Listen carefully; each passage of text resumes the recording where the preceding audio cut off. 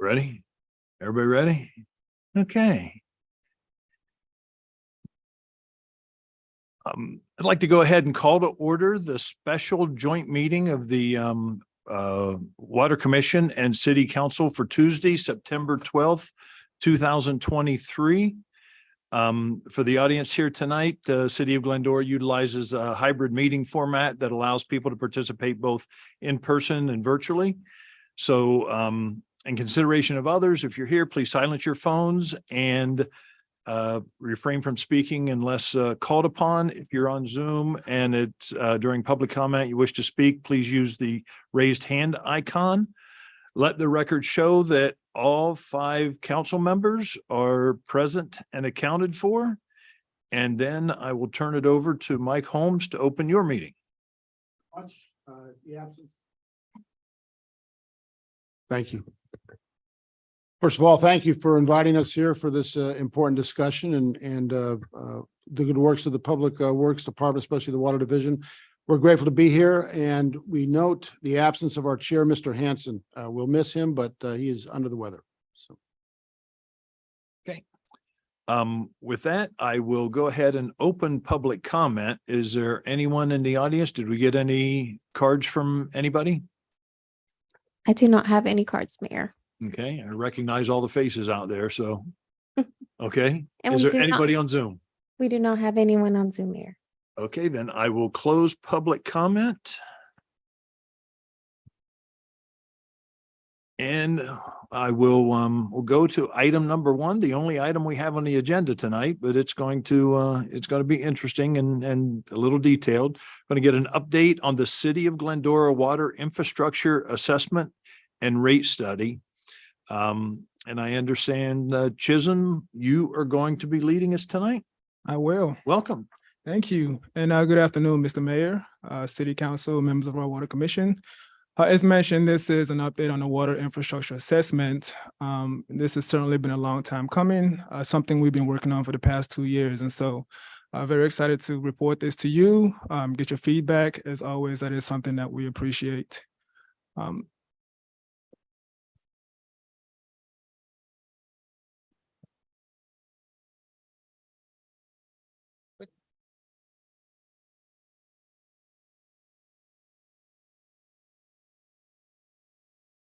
Okay, so really the outline for today's discussion, this was a 2-pronged approach.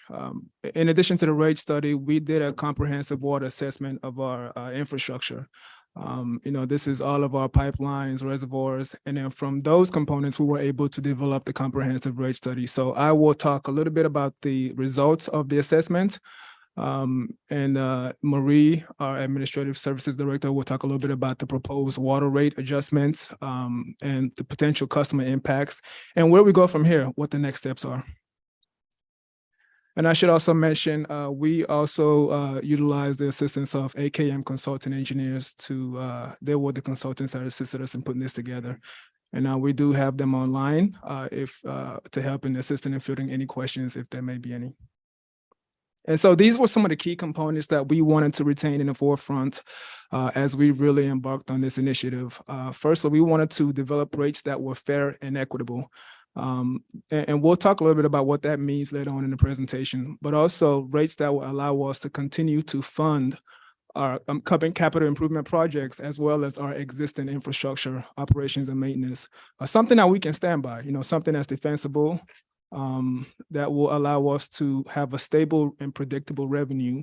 And also, we were very sensitive to the potential cost impacts to our customers and our residents. You'll see we went through several iterations and options to really determine the best, what we feel is the best option in terms of allowing us to mitigate any potential cost hikes, as well as continuing to reinvest in our infrastructure.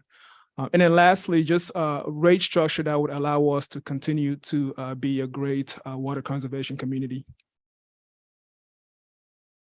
And so this outlines the legislative history and previous actions that that fundamentally impacts the rate structure. Firstly, in 1996 was the state adoption of Prop 218. This outlines essentially that the revenue that we collect from providing water services, and the rates that we collect must be proportionate to the cost of providing such service. Also outlines things such as the reporting dates. We must update our residents. We have to have a 45-day notice before we make any type of rate modifications or adjustments. In 2016 was our actual comprehensive rate study. And then 2 years after that in 2018 was the state adoption of AB 1668 and SB 606. This is mainly surrounded around water conservation, the urban water use objective, and really trying to make conservation a way of life here in the state. And so we kept that in mind as we were developing our rates. And again, we'll talk about how we implemented that in our rate structures. And then in 2021 was the last rate adjustment. And just to be clear, this was just a CPI, cost of living adjustment, not a comprehensive rate study. And then, of course, in April 23 was when we last completed our assessments. Just to touch a little bit about our Glendora, our water system here. And again, this may come as a reminder to some folks, specifically on the Water Commission. But we service an area of about 11 square miles. And that encompasses a population of about 45,500 residents.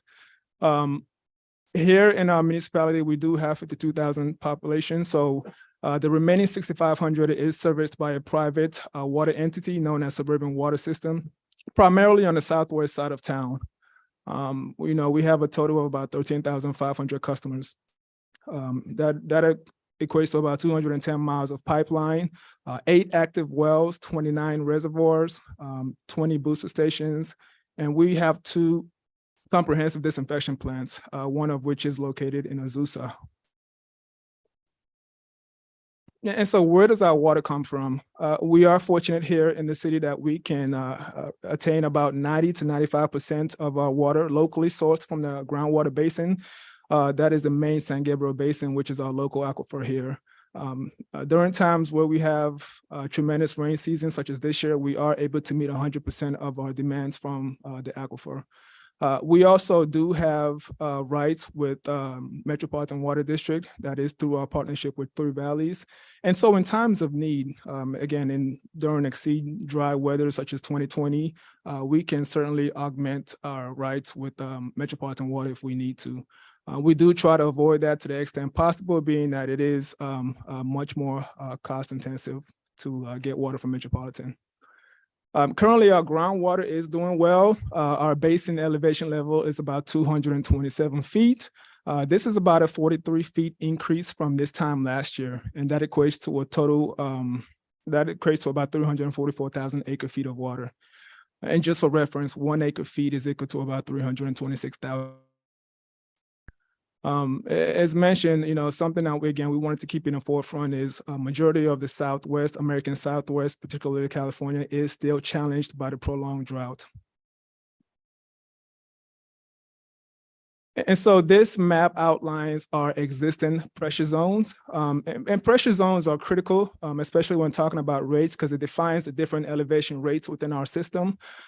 We had about 17 zone classes. And so as part of this study, what we actually did was we simplified that down to about 4 pressure zone classes.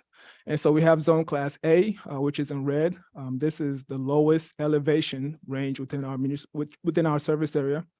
And it houses about 60 to 70%. So majority of our customer base is in zone class A.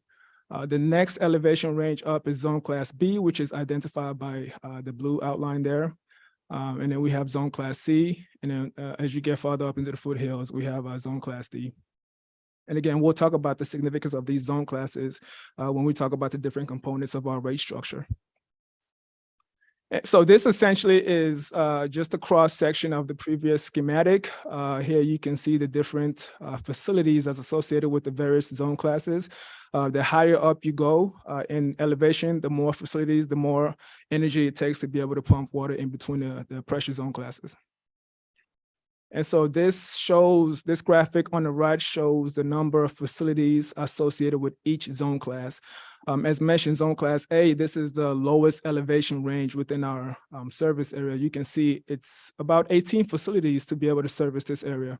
And when we say facilities, we mean wells, pumps, and reservoirs. And so this And this is cumulative. So as you go up Zone Class B, you have the 18 facilities from Zone Class A, plus an additional 23 facilities for a total of 41 facilities. And subsequently, you have 59 in Zone Class C and a total of 85 in Zone Class D. And the graphic on the left, the pie chart there, again, just outlines the number of meters we have in each particular zone class. As mentioned, about 80 to 90% of our residents, our customer base are located in Zone Class A and B. And so when we completed the master plan, we broke it up into three primary sections. What is known as the horizontal segment, which is our pipeline replacement program. We identified about $183 million of work that we really need to reinvest into those assets. What's known as the vertical facility assessments. Again, these are pumps, reservoirs, and things of that nature. We will need to allocate or reinvest about 45%. And then we have about another 9% in what is known as hydraulic analysis. And again, this is primarily just improving fire flow along the foothills. And so the total proposed CIP from the assessment was about $350 million. And again, this is over the course, this is a multi-generational initiative. So this is over the course of the next 2 to 3 decades. However, for the intent of this study, this was a 5-year schedule that we developed. We did budget about $30 million for this study over the course of the next 5 years. And just talk a little bit more about the pipeline replacement program. Again, this is the majority of our allocated costs for that assessment, about $183 million. The graphic on the right, you've seen this before. This shows the number of breaks that we've experienced in our system dating back a decade to about 2013. And this is on a fiscal year basis. So this graphic is as of June 30 of 2023. You can see in 2016, 2017, that's when we really peaked in terms of pipe breaks. And then we really started to ramp up our pipe replacement program and hence the decrease. However, just due to old antiquated infrastructure, we are starting to see another inflection point, and we are starting to see those main breaks start to go up again. And so it's critical that we reinvest into these infrastructures. And so what we did is we actually prioritized the main breaks based on likelihood of failure. And that's what is shown on the graphic on the left there. We have about 19.2 miles in priority 1. And priority 1 main breaks, we really hope to get a lot of those completed within the first 5 year of this CIP schedule. And then we can build upon that in subsequent years. And this map just shows where within the city we're allocating for projects to be completed within the first 5 years. As you can see, they are just sporadically located throughout the city. And this gives you an idea of where we're going to focus on again in the next 5 years. And generally what we like to do is we couple our pipeline replacement programs with street pavement projects. So again, this gives you an idea of where we're going to repaving our streets over the course of the next 5 years as well. And for the vertical facility condition assessment, again, we allocated about $158 million for these assets. The North Glendora Reservoir, of course, this rehabilitation is already underway. We're about 90 to 95% final design as we speak, and we hope to start that construction at the top of next year, top of 2024. North Grand Pump Station is another facility that was allocated to be repaired or rehabilitated within the next year or so. As well as our wells. And what we look to do is really enhance the production of our wells by either redrilling a new well or drilling in the existing location, but drilling down to bedrock. Again, and the intent in that is to enhance the production we get from those wells. And then hydraulic improvements. This is just the installation of a number of hydrants. Increasing of pipes to be able to allow fire flow in the foothills. And we also would like to undertake a more specific study for a number of our reservoirs. Shown on this page is Upper Glendora Reservoir A. We'll have to do a detailed hydraulic study to see what types of storage we would need to be able to install for this service area. And so with that, I'll go ahead and pass it over to Marie to talk a little bit about the numbers and the rate adjustments. The members and water commissioners. So Chisholm just introduced a whole bunch of repairs to you, and now I'm going to show you how we could potentially pay for it all. First, I'll start off with the fiscal year 24 budget. We have estimated $23.2 million in revenues, but we have about $26.2 million in expenses, netting a loss of $3 million. The use of reserves this year will be covering the difference until rates can be considered. Revenues are categorized into three main sources, and that's water charges, purchase water, and energy. And for expenses, we categorize it into operations and maintenance, replenishment and import water, which is the same as purchase water, energy, debt service, and capital improvement. Then we have reserves. Reserves are saved for emergencies, and the city is required to maintain a certain level of cash balance for our bond covenants. Diving deeper into the elements of the revenues and expenditures, the water fund budget detail provides the dollar amounts budgeted for each line item. Most importantly, out of this whole chart, I just wanted to call attention to the capital projects line item. Since 2016, that rate study was a pay-go style where we would transfer $6 million annually for capital improvements. This year, we could only transfer $3 million because we didn't have the revenue to cover the $6 million pay-go. And so you can see here, in order to balance the budget, we transferred $3 million towards the capital projects and another $3 million being covered by the reserves. How's a dollar spent? This is really important to see how every dollar that comes in is spent, and it shows and illustrates how efficient we try to be in our operations. You can see here over 60%, 67% of the dollar goes into capital improvements and operations, while 17% goes towards the purchase of water, 5% going towards energy, and 11% going towards debt service. This is the best way we can illustrate how efficient the money that we have, how we're using it today, and why we're asking for a rate adjustment. Maintaining an available healthy fund balance is important to the sustainability of the system. Over the last few months, nearly $1.7 million was used from reserves to address emergency main breaks in the city. They were brought to council just a couple months ago. Moreover, we're required by bond covenants to maintain at least 125% of our debt service and reserves. And in order to continue to fund priority and critical infrastructure improvements, it's recommended that the city issue in the amount of at least $15 million in debt to help get a head start on the improvements. Because we've seen over the last few years that we go to bid and the bids coming in are over budget by at least 5 to 10%. And so the longer we wait, the more expensive the improvements are going to cost. So the suggestion and the recommendation is to issue debt to have those priority projects constructed now, and that we pay for it over the long run. This also makes it more affordable in the rates for our ratepayers as well. So now that I've provided the background of the funding requirements, our approach to the rate study was to make sure that we could fund the current operations and the projects identified in the infrastructure assessment, maintain fund balance requirements while being fair and defensible. We evaluated the current rate structure and felt that the components of the rates were appropriate. First, you have the consumption charge, or also called a commodity rate. And it's just that the amount you use is the amount you pay for. So the more you use, the more you pay.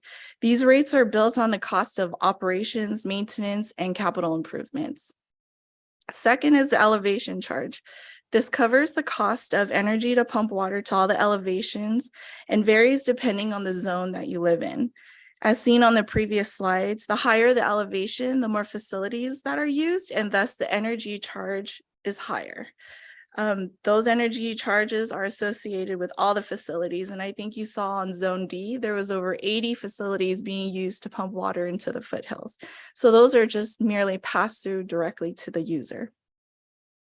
And last is the meter charge. It's the fixed by monthly charge that covers all fixed operational costs. So we have consumption tiers here. These are the blocks of usage for which we calculate water usage. These tiers are important because they help us with conservation efforts by putting control back into the ratepayers' hands and the consumers, and also incentivizes conservation when we need to. Our current tiers are 1 to 38 units for tier 1, and anything above 39 units is considered tier 2. We've proposed a 4-tier structure that considers state law conservation measures that allow for 55 gallons per person per day. And for the most part, our proposed first 2 tiers capture the first 2 tiers of our current rate structure. However, anything beyond that would be considered excessive use, and the user will be charged accordingly. Having this 4-tier structure will enable the city to implement any further conservation mandates from the state in the future. And as you can see, each meter charge has a different, or each meter size above 3/4 inch has a different tier based on their usage, because we didn't want to penalize the large water users that run businesses that need the water at affordable costs to run their businesses.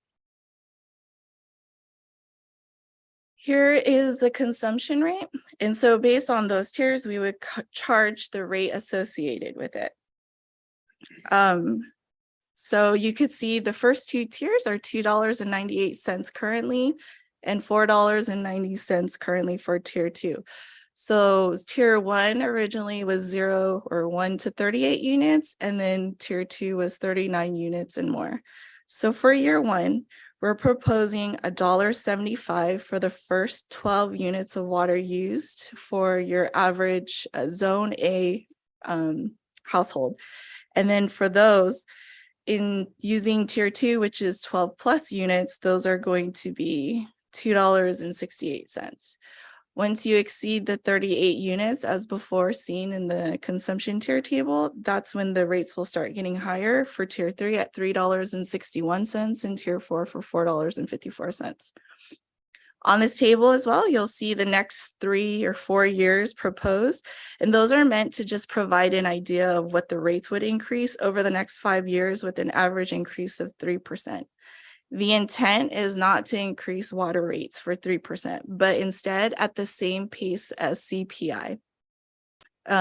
However, not to exceed 5% annually. And I say that because last year CPI increased by 7%, and the previous year it increased by 6%. So we wouldn't want to place that burden on the ratepayers immediately. And this practice is not uncommon in utility rates. We actually currently utilize this method for our landscape and streetlight assessment districts. Next is the elevation charge. And currently you can see our rates are 24 cents for zone A, 36, 58, and 141 for each of those zone classes. In year 1, we're proposing 22 cents and much higher rates for zone class B, C, and D, given the rate study and the infrastructure assessment on the facilities being used to pump water at a higher elevations. Again, shown here is what the next year's energy costs could be using the 3% escalator. But we all know that the water or the energy company and the natural gas company are not increasing at 3% rates. So again, it would be a pass through. However, we would cap it at 5%, again, trying to be fair and defensible at the same time.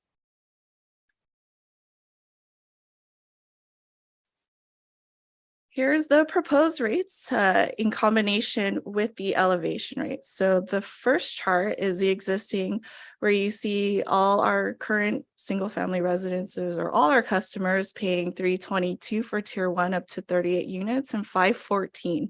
That's the base rate plus the energy costs. What we're proposing under the 4-tier system for your zone class A is $1.97 for tier 1, $2.90 for tier 2, $3.83 for tier 3, and $4.76 for tier 4. That captures about 11,500 accounts in the city.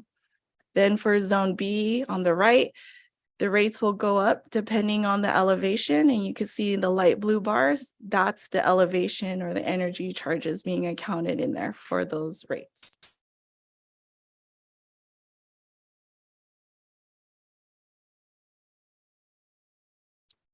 What is a billing unit? So a billing unit is 748 gallons.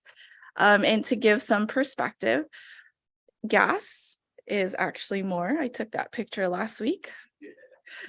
I think I paid $5.25 a gallon yesterday for regular. But here you see a gallon of milk is $4.99. And more importantly, Fiji water for 34 ounces, you can get it for $2.99.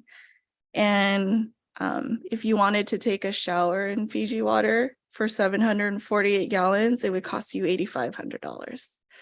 But if we break it down to us, we're actually 0.002 cents per gallon, and it tastes just as good.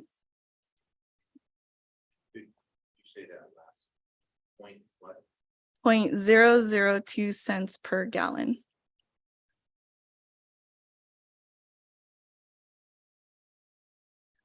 Lastly is the meter connection rate, and these are the fixed charges. It's all charged based on the size of your meter and being connected to our system, ready to receive service and water delivery at your beck and call.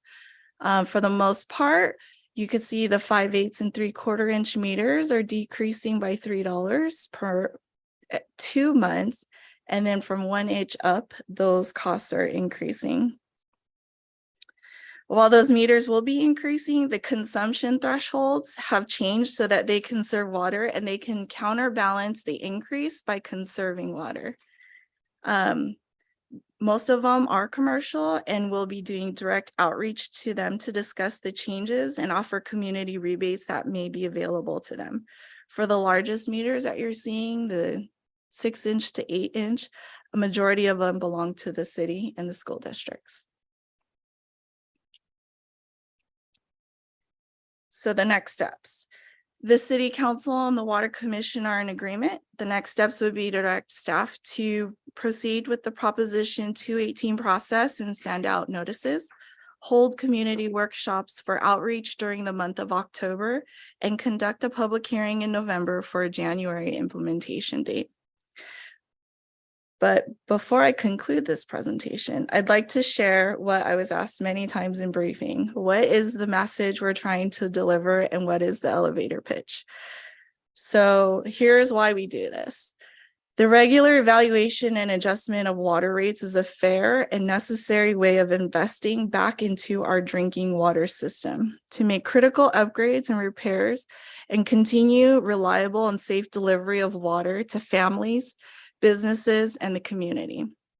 For example, a really great capital improvement project going on right now is the conversion of sod from Pompey Park to artificial turf. This gives back to the community 4.5 million gallons of water as a continued reliable source of water. That's 6,000 CCF. And then that's enough water to provide water to approximately 160 more homes annually in the city of Glendora. That is reinvesting in the community. And if that was too long and you couldn't remember that, here's one for the hopeless romantics. Over the years, thousands have lived without love, but none have lived without water. This concludes my presentation. AKM and our consultants and staff are on available to answer any questions you may have. Thank you. Wow. Who came up with that? I found it on Google. Okay. Okay, that's great. A different style of Kyle. Well, at this point, I'll bring it back to us for questions. I think it'd be appropriate for the Water Commission to go first. You guys are the experts in this and much more involved than we are, but Marie and Chisholm are available for questions. Great, just a few, and thank you. Very excellent presentation, both of you. Notice admittedly, the high number of water main breaks over the years. Is there a cause of that you've determined? Is it just, and you're addressing that in the immediate future? No, absolutely. And so there's a number of causes. Obviously, the most prominent cause is antiquated infrastructure, old infrastructure. But also we're noticing, a potential cause could also be poor installation. For example, you have pipes that are susceptible to corrosion that are not being installed the correct way with, proper corrosion mitigation impact. So one of the things that we're doing as we move forward, especially with the implementation of these new CIP, is we are hiring consultants to assist us with construction management and inspection as well, because, the design could be well and great, but if the installation is not as well, that could be a cause for these types of early breaks.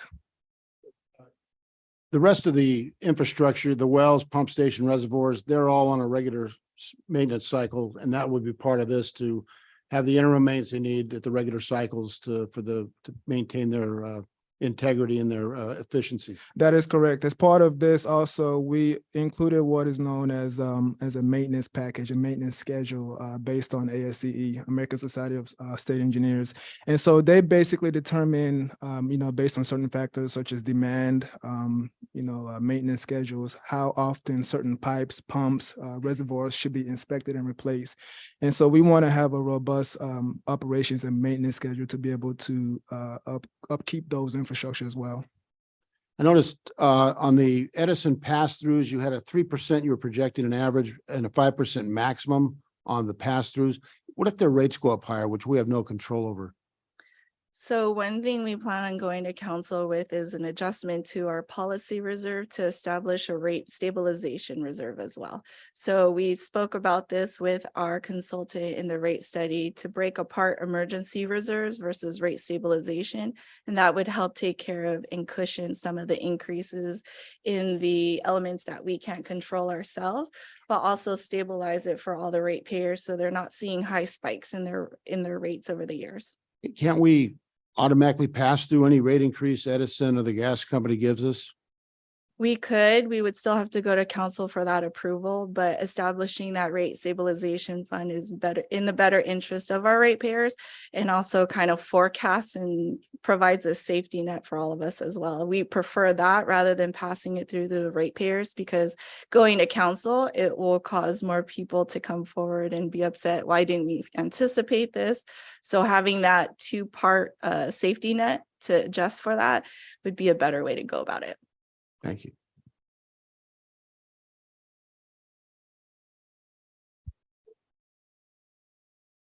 Can you hear me okay? Or should I hold it? So one of the questions I had, and thank you for that presentation, it was really good. Same with you, Chisholm.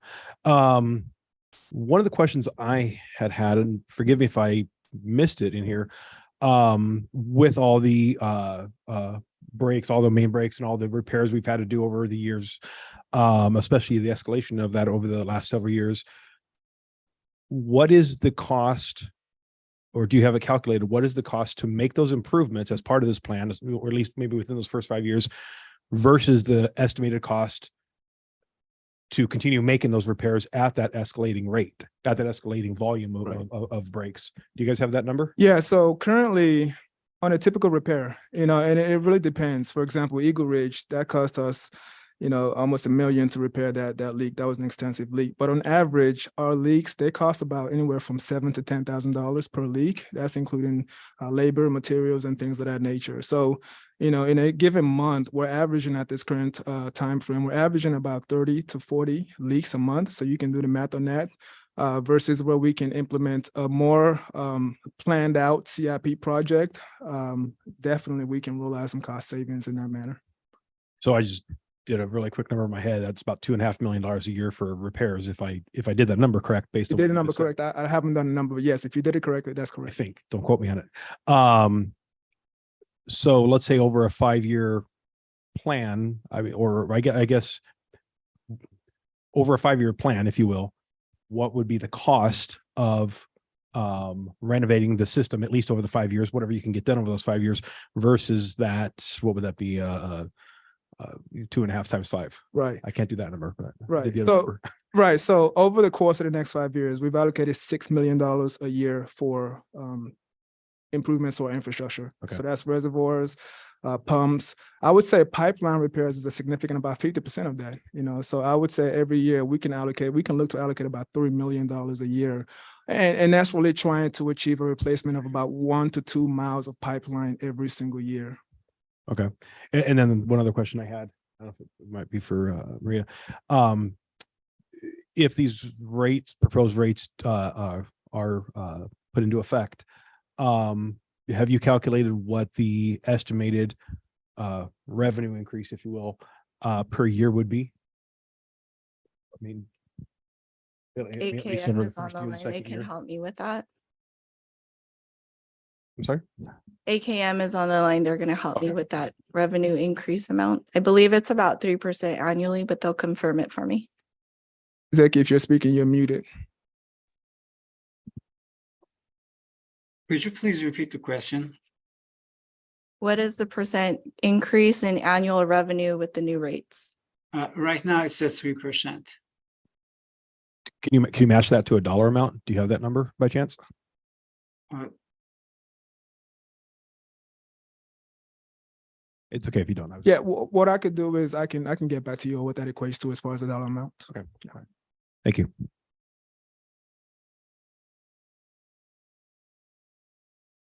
First of all, I agree with your goals and appreciate the elevator speech and making some of the comparisons. I would have the same questions that Pat had on what the revenue projections are for 5 years. I have some significant concerns on how this rate increase is been applied. If we're doing a simple math, our revenue at 23 million, we're losing 3 million a year, and we need to capture 6 million, where we've only captured 3 million this year. So we're looking for a 6 million increase to maintain the 30 million standards, as well as a 3 million increase. So we're looking for a total price increase, in essence, $6 million to capture our operating costs and the capital improvements. Based on my quick calculations on the revenue, that would be a 26% increase in our rates. That is a big number, but the fact is that we have not gotten a rate increase these past 2 years, which have seen significant rating CPI increases of 13%. So the not getting a rate increase the last 2 years has put us a little bit behind the cost. But overall, as I said, the targeting rate increase we're looking for to cover our operating costs and maintenance would look at about a 26% rate increase. The rate structures that I've seen, and I very much understand the consumption charge, the elevation charge, and the meter connection charges. I get that. I think it's equitable. I think it's equitable that if you are at a higher elevation, higher cost, that those residents in Zone B pay a higher share. However, in looking at the rate increase structure, it is very unbalanced. Many customers, a majority of customers, would be seeing a decrease here, which is not reflective of the need to capture higher revenue to cover our cost. So typically when doing in these times of increasing cost, I question why we would be considering rate decreases for customers that are currently in tier 1 and tier 2 when we're looking at the cost that we have here. Also, I feel that it's the cost for the metering charges is also very unbalanced for Zone B and further compared to Zone A. It's just very imbalanced when I'm looking at this. And I don't see how we're capturing at a 3% rate increase, bridging the gap for a 26% operating shortfall. And by the way, I have 36 years of public utilities rate application experience in my past. So I have a little experience in sitting in front of councils and going through rate applications and trying to make it equitable and fair and transparent. I think is always the key for a successful rate application package. Appreciate the comments, Water Commissioner. So next year, we're proposing an issuance of a $15 million bond that will help us bridge that gap of the funding that we don't currently have. It's better than implementing a 26% rate on the ratepayers at this time, all in one. So we felt that debt issuance would help smooth the line and build up that increase. The other part is when we did the rate study, we basically started from scratch. We reevaluated all our operational expenses. And so from 2016 to 2023, We have implemented AMI automated metering infrastructure. Our SCADA system has gotten better. We have increased and leveraged a lot of technology and operational efficiencies to be better. So we've shifted our costs from maybe heavy labor to more technology based. Not only that, though, because of the rate study from 2016, utility rates have increased at different rates as well. And we weren't applying those rates equally as we increased the rates for the first 3 years. And so in all transparency and honesty, we fell behind and not implementing rates for the last 2 years, where we've realized the most increases in COLA and inflation. So while we're trying to even everything out, we had to be very defensible in what we applied to our residents and ratepayers as well. This was the way we found it was most defensible, by redistributing the costs to where the users were using it, and then also recalculating the purchase of water. I believe Three Valleys went up 11% in tier 1 water purchase and 20% in tier 2 water purchase over the last 2 years. And so those are heavy increases that we never accounted for since 2016 as well. And so in order to alleviate major increases on our ratepayers overall, we're slowly implementing them over the next 5 years and taking a different approach of not saying 4% or 3% or pass through. We're really trying to take a more strategic approach and hope that a lot of the projects that we can get done in the next few years will come back and repay itself over the next 10 to 50 years in that way.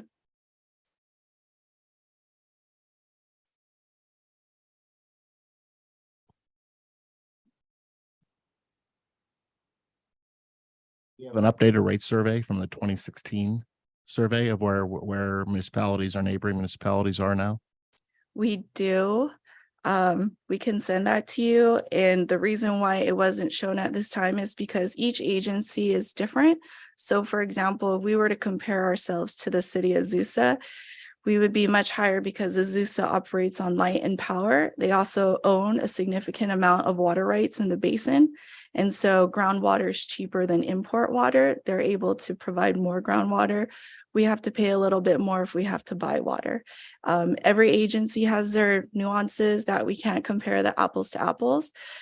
We have neighboring cities in the cities of West Covina, San Dimas, who utilize suburban or a private water company as well. And so a municipal water company versus a private water company, we have to run things a little bit differently. And also our water sources and availability of those sources changes too. So while we can do a survey, we have it, we could provide that to you. Azusa has come out with a recent notice, a Prop 218 notice. Their rates are proposed to be increased the first year at 15%. And 9% year 2. And I believe there's other agencies undergoing current water rate studies as well to increase their rates.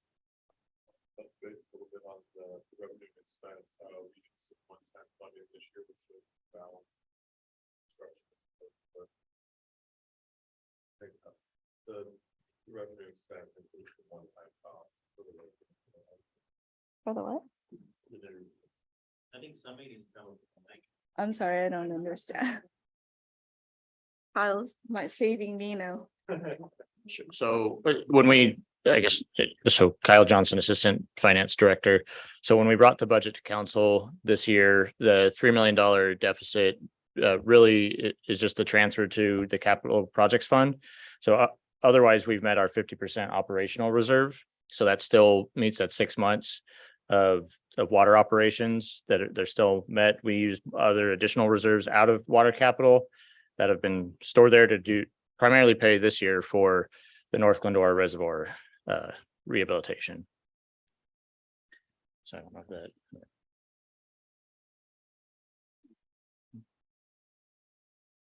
So just to comment, I mean, unless Greg wanted to jump in.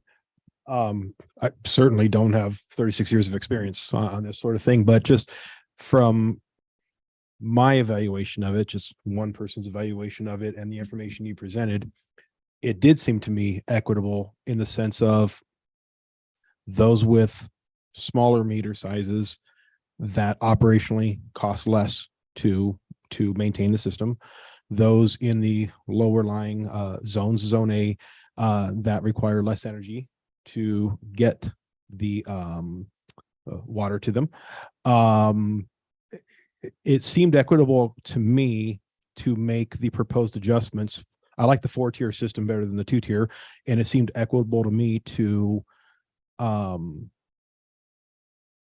work to make it equitable for those that are costing the city more to get them water, whether it's energy, pumping, whatever it may be, maintenance of the system. The rates will be increasing over the years, so I assume that, I mean, I know that they've already accounted for that to fund the repayment of the bond. But I do think the idea of taking out that bond to fund this while those rates are implemented over the years, I think is a good measure. And of course, council would have to agree to that. Because I mean, just my first council meeting earlier this year, the very first thing on the agenda was, we had more breaks. We need to increase the budget, ask council to increase the budget. And it just, I just come from a place of strategic, cost benefit analysis. I mean, we can't continue to keep putting money into Band-Aids. We need to fix the system. So again, I'm not looking at it at all from your experience perspective. It just seemed to me to be a good and equitable proposal based on the different zones we have and the requirements and usage and so forth, to fund helping our city in the long term, rather than just continuing to put Band-Aids on repairs. So just my 2 cents. Commissioners, any other questions? I have one. Use this one. Chisholm, I may have misunderstood this, but during your initial presentation, you said that the scheduled maintenance of the major things is being coordinated somehow with the street renovation projects that we also know we need to make. Is that true? And can you tell me how that's being done? No, absolutely. So whenever we have a water main break that we need to replace, we, as much as possible, we try to avoid tearing up streets twice. So if we can get have to tear up the street to replace the water line, we try to coordinate and plan our street repavement projects and couple that with our water main breaks. We don't want a situation where we, replace a water line, then a month later we're coming back and tearing that up again to replace the street. So that's what is meant by coupling our water main breaks and street repavement projects. Okay. But I assume the city also has some kind of master plan for upgrading our street Yes, we do. infrastructure. Yes, and we coordinate very closely with our counterparts in public works to make sure that we coordinate it too. Thank you, staff, for your presentation. And Mr. Mayor, we'll turn it back over to you. Okay, well, I'll bring it back for comments here. Michael, you want to start? Sure. Thank you. Thank you, Gary. I wanted to stay on to the meter question because it's come up now twice and I have the same question. Can we go back to slide, I believe 34, where it talks about the meter sizes? And it's my understanding that, so basically in the road you have either, what is it, a 4-inch and a 6-inch main? And then from there you have your laterals. Are they all the same size on the laterals? Laterals are typically about 1.5 inches to 2 inch. It really just depends on the size of the meter, the size of the property. Okay, so then typically the only time then on the meter size, it's either, most cases, either necking down to a smaller size, correct? That is correct. Okay, so then where's the cost, except for the meter itself, since the infrastructure is already there? Why are you charging, or why are we charging more just for a separate meter size when the infrastructure behind it is already there? Well, the meter itself, the cost varies depending on the size of the meter. And oftentimes when we have our customer service group, they maintain the actual meters. And so that's allocated for the cost of maintaining the actual meters, not necessarily the infrastructure behind the meters, but the cost of the actual meter itself. That's tied to the distribution system. So what is that? Are we amortizing the cost of that meter plus the maintenance of it? Well, that is correct, because the city provides all of the meters for all of our properties, all of our residents, all of our businesses. We typically provide the meters. Unless it's a private development, we can charge that separate. But for our residents, we are responsible for maintaining our meters. So anything above 1.5 inches would be a special service? Well, really anything above a 2-inch. So our meters, our lateral lines are typically 2-inch, and our meters, majority of the city has a 3/4 inch meters. Roughly, what does a meter cost, the range? It could range, right? Currently, we're noticing prices of anywhere from 3,000 to 5,000 for the larger meters, maybe an 8 or 6 For inch 1 meter? for 1 meter. So you don't just have the meter, you have the meter ensemble, you have the meter box, you have everything that's associated with the meter itself, as well as the programming, because if you recall, all of our meters are AMI as well. Do they vary a lot in different sizes of the meters? Well, I would say currently the variation is from 3,000 to about 5,000 to 6,000, and we are noticing the cost increase as well on the meter side of things. Okay. And so on the ready to serve charge, and I guess we're going to rebrand that name. What goes into that? Well, that's the meter connection charge, which is what we're calling it now. But again, that is the cost of maintaining a meter, the O&M associated with the cost. Okay, but you're already paying though extra each meter size you're having to pay extra money for the water. Right. Then you're going to pay for the other costs as well associated. So, with that? and we can, and certainly can go into more detail. But the assumption is the bigger your meter is, the more water you use, which is the more pressure you put on the system, and so that's what that cost is allocated to, the meter connection charge. But also there's a component of that that's allocated to the actual cost of the meter, meaning the larger the meter itself and not just the water. So with the smaller size pipes, it's more pressure, which costs you more to pressurize the system as opposed to a larger size, which is less pressure. Well, right, but again, that cost, the meter connection cost, is allocated strictly for the meters and not the distribution. So we do have in our distribution system, we have anywhere from a 4-inch to a 30-inch. That's not associated with this meter connection charge. This is strictly for the meters. Okay. And so to answer your question, Councilman, there's no correlation between the size of the main line, our distribution main line, and that meter connection charge. Okay, so it basically has everything to do with the cost of that meter and to The cost of maintain maintaining the meter, and obviously the more volume you use, the more pressure you put on the system. it. How often do those meters fail and you have to replace them? Well, I would say on a routine basis, we get about 20 calls a week, but it really just depends. We tend to get more calls in the summertime. But also we have a maintenance program in which we have to read our meters on an annual basis and report it to the state. All of our meters 3 inches and above. All right. So is there a baseline year from the state of California that they're using for water usage so they can grade us as far as, because they want 55 gallons per person per day? Is there a baseline that they're using for that? Because they can't do individual folks. Right. So currently, 2025 is when they plan to start that. But we as an agency, we have to do a number of reporting, and there's a number of variables that goes into that. So that is still developing, and that is something that will keep the council and commission apprised of. Right now, we don't have sort of a set date, regulation, or rule as to how that's going to be developed. But we don't know what the baseline year is going to be yet.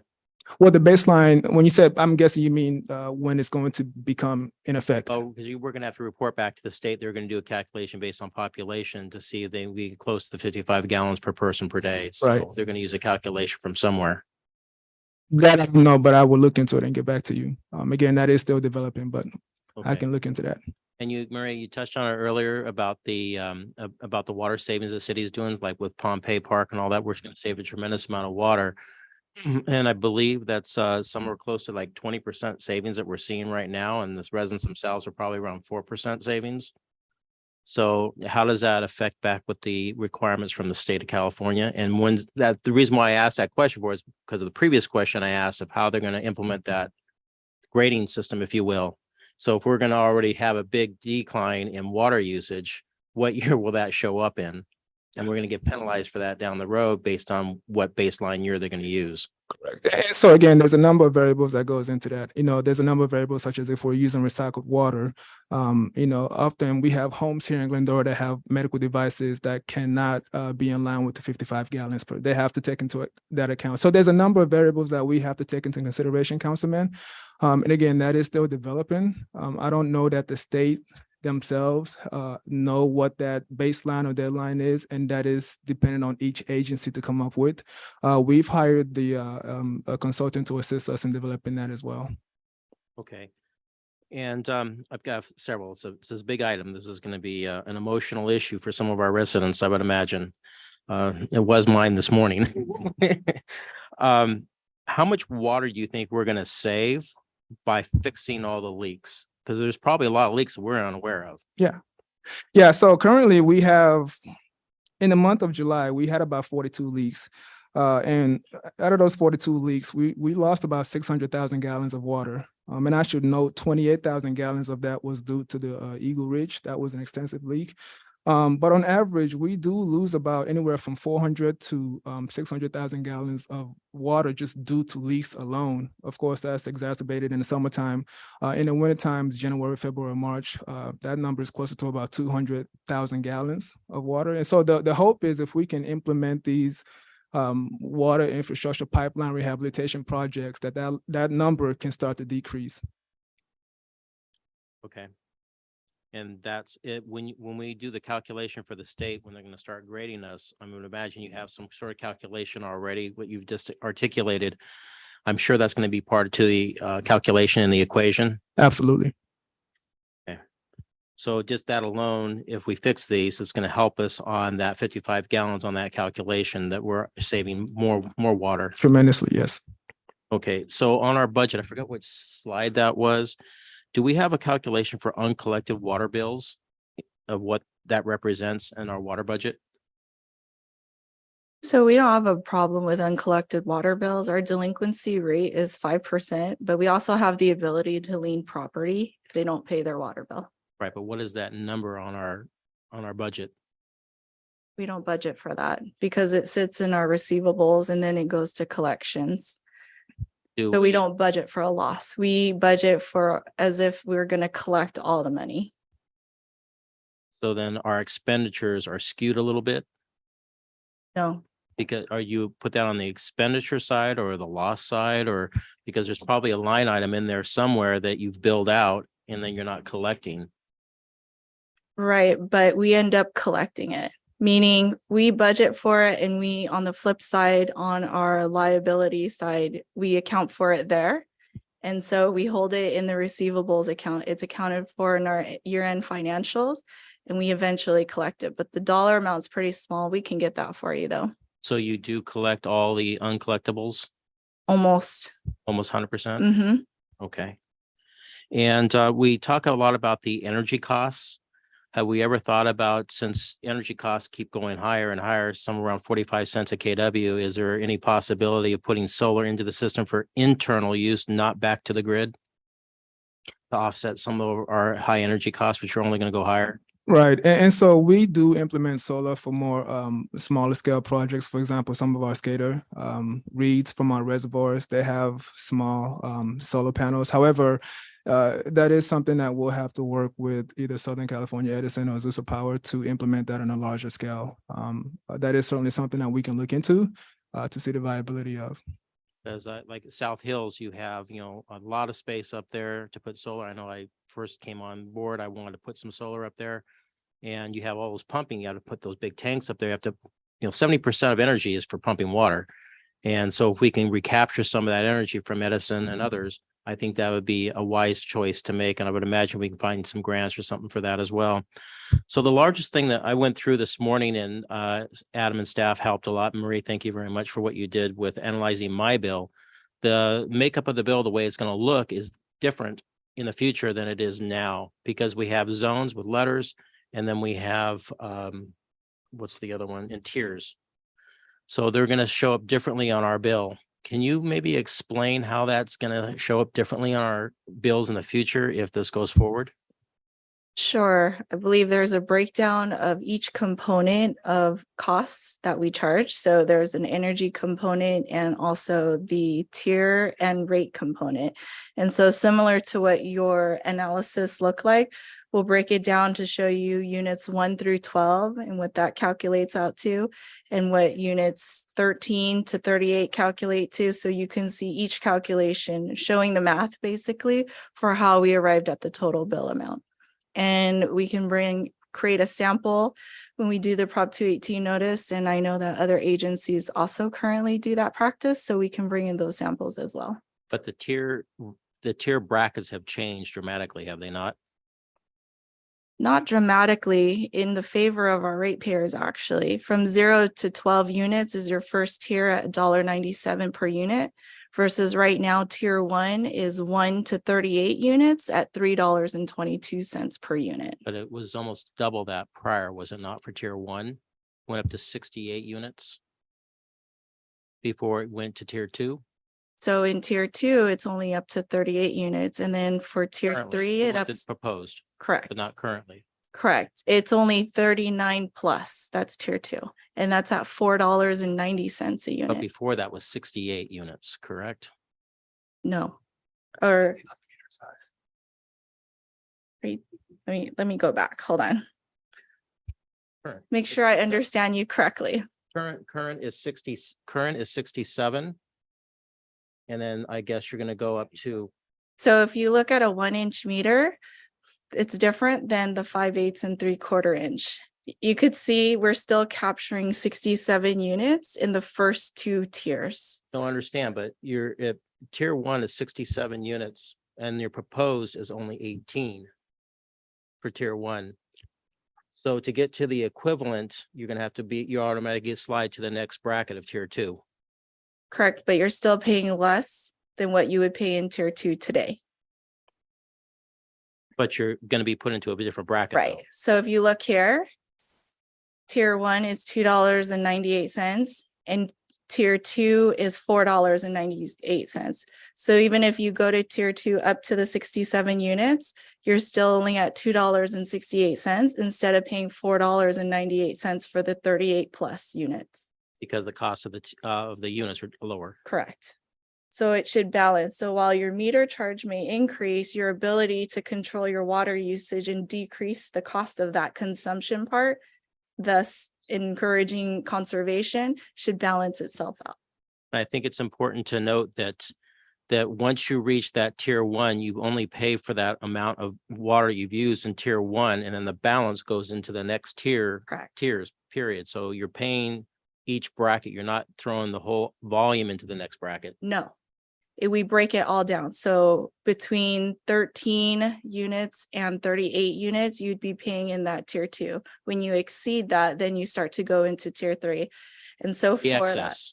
right. And so that one's still lower than the tier two to get you past the 67 units that you were talking about. Okay, thank you. Thank you, Maria, for the presentation. Chisholm, thank you very much. That's it. Thanks, David. Yeah, thank you again all, and thanks to the Water Commission for that expertise. It's invaluable. I'll start off by saying I join the encouragement to seek the bond opportunity now as opposed to the pay as we go, because I don't think we can wait.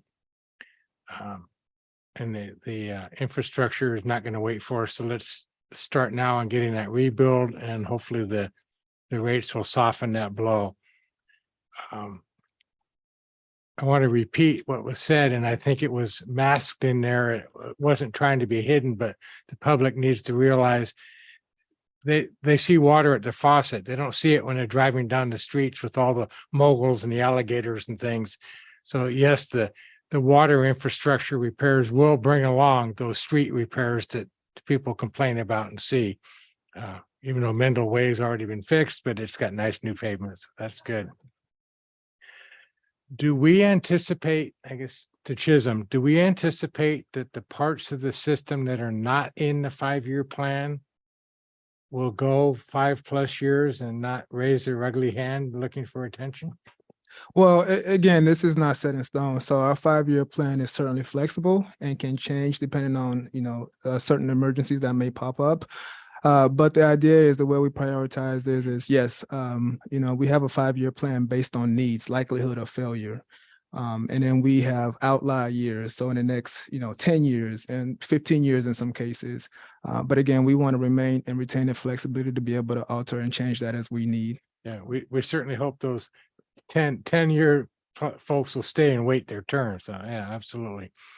There was a discussion about the cost of the meter, and there's a $3,000 move. Or the meter at our home isn't $3,000. The cost of that meter is that it's more like $300 or $400 for the meter in the box, right?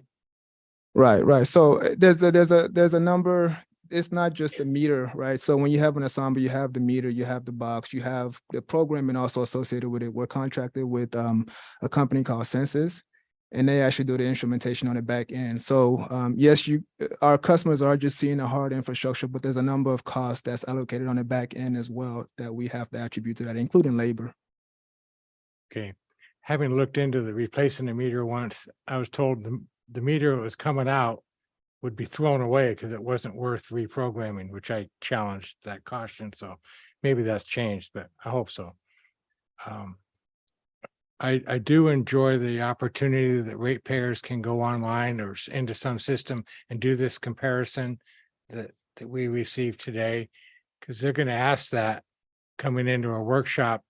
They're going to be in sticker shock. So if they can have that opportunity to plug in their address and look at today's rating and the proposed rate costs, I think that'll soften the blow to this body from the ratepayers if they can test that themselves and find out whether or not they're really on a favorable or not favorable side.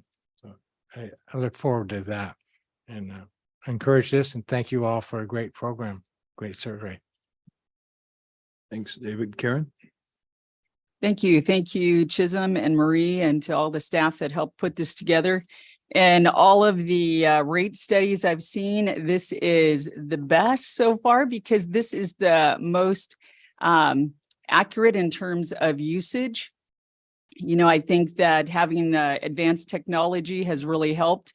So I appreciate that going forward, that even though for some folks, it may be not as favorable as it is for others, that going forward, it's going to be based on the usage. So you are in the driver's seat on what you pay on that bill based upon what you use. So I appreciate that it is going to be equitable and fair in terms of what is the cost to the consumer. So thank you, and glad that we have moved forward this far. Okay, Mendel. Mayor, thank you. And thank you to the staff, and thank you to each one of you guys, because as the mayor said, you all know much more about this than we do. And so thank you for that. Could you just refresh what you said about the last rate hike? That was in one of 21. Was that a 3% hike, or what was that? It was 4%. 4? Okay. Okay. All right. On the area in our city that is not serviced by us, can you tell us who services that area, and what their rate hike is, or has been, or is going to be? I think that it's a private group, so. Yes, Councilman. So that would be, again, primarily in the southwest side of town, south of Gladstone, west of Grand, over by the Oakdale Memorial Park area. So that is Suburban Water Systems. And they actually just recently had a tremendous rate hike. I believe they increased their rates by a total of 20%. I want to say 10% in the first year in 2023, and another 10%. And so I don't know off the top of my head what the actual rate breakdown is, but I can get that information and get that to you. Well, that's interesting to know. I guess my follow-up, did we get phone calls because they thought that the city was doing it, or do they know that the city is not their water source? Well, to No, my we sense, we didn't get any phone calls. Again, I think that's about 6,000 of our residents that's serviced by Suburban. So we certainly, I don't recall getting any phone calls to that effect. Okay. Wow, that's a pretty stout hike. On the bond, and I concur with what has been said. I support this. Could you give us just kind of the high level cost of that? And is that baked into our rate increase, or is that baked into another account that Kyle keeps that's way down the list, you know, that by the time we see it, our eyes are blurred?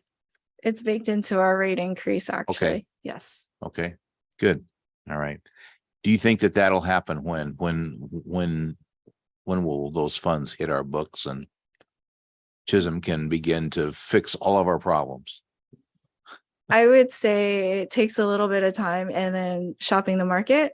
Yes. I can't presume anything, but our hope is to get money by next summer. Oh, Because we do have existing funding for the projects this year. So we'll go through those with existing projects in our reserve and then issue the bond by next summer. Hopefully, if the market is right. Kyle is was just gonna say, anxious to. It's in the budget, our last 2-year budget. It's in the second year of Okay. our forecast. So for 24, 25. So that would be consistent with what Marie was saying for $15 million. Okay. That was the assumption we made. Thank you for the simple way that you expressed this rate hike with a gallon of milk and a gallon of gas. I think that we all can understand that. So thank you for, doing that.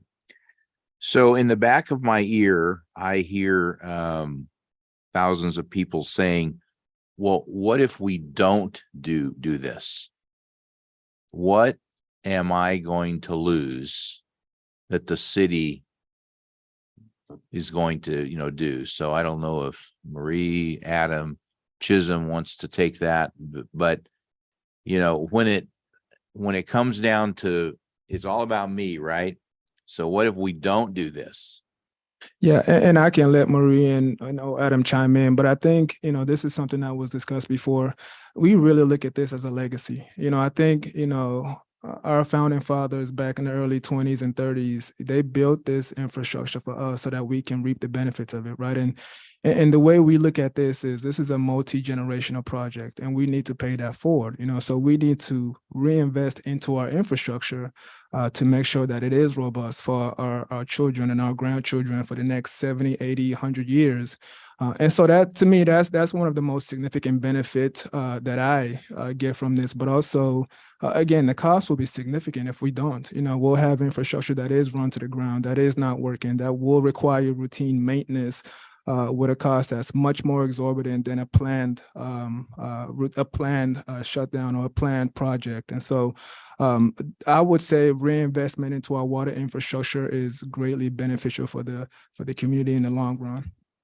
If I may add too, if we don't do this, we won't be in compliance with state law. We have drinking water standards that if we don't meet can be upwards of $10,000 a day in fines. And so we either pay for our infrastructure and have clean, reliable water sources to our residents, or we pay the fine to the state and we get bad pipes, leaks, interruptions in service. And that's what we don't want. We want everyone to be able to turn on the water and feel like they're safe, that in the community, that their major needs are all met and there's no worry about it. But giving money to the feds or the state is not something that we want to do. We want to put it back into ourselves and make our system better for our future as well. Thank you. The last question that I have is, could anybody here, maybe Pat, you're kind of a marketing guy, but what are some of the thoughts on how we can educate and enlighten folks that are going to hear about this? They're going to go, oh my gosh, there they go again. We've had all of this rain and now they're hiking rates. Can anybody give us kind of a can you go to the last slide, please? Thumbnail sketch? Good afternoon. I couldn't help myself. I had to Oh, no, come up here no. and talk. I sit up here all the time and I just couldn't let Chisholm and Maria have all the fun. I know. So if you look there, Mayor Pro Tem, and it's a great question. So as you've heard tonight, the city has lots of requirements, one of which is not an advocacy effort. Our goal is to inform. It's a Proposition 218. We have Proposition 26 that dictate, and you've heard a great deal, a redistribution of costs based on actual findings of the first infrastructure assessment we've had in a very, very, very long time. And so as Chisholm has done such a great job of providing the reason why we need some of the infrastructure, and Marie's sort of provided a great overview of how the money is spent and costs and allocated. What we can do is hold those symposiums and meet with the major services that'll be impacted, or companies and other organizations and talk to them about this, but really it's to inform. And I think like you've heard this afternoon and what can be shared, that is the effort that we can do from a liability standpoint. There's certain advocacy things we can't do. Right. Marie, anything that you could think off the top of your head, for example, that will provide, or the Chisholm website with updated information, a place for people to check their future bills, reasons why the entire plan is to why there's, $300 million that need to be repaired. Well, yeah, no, I know for one is, education is critical. So we'll have, as part of this process, we'll actually have one-on-one meetings with certain key shareholders, stakeholders in the system, but also just websites. We have events all the time in which we invite folks to come in and learn about our water. I know as part of our water conservation team, we actually go out and we make presentations to schools, inform children about water and the cost savings associated with that. But also we can implement a component of this actual rate study to invite their parents to come or go to our website to learn about any new potential changes that may occur. And then lastly, as Marie mentioned, we'll also put together a sort of a sample bill where folks can go on and understand what the changes are. That way they know what to expect when they receive that first bill. Right. Well, I think it's you guys have done a great job with Pompey Park. I mean, that's a staggering amount of savings there. To hear that 600,000 that we lose when there's leaks, and that we won't lose that, or at least we won't lose as much. Those are efforts that I think people really need to, hear about. So really good job. So thank you again. Appreciate it.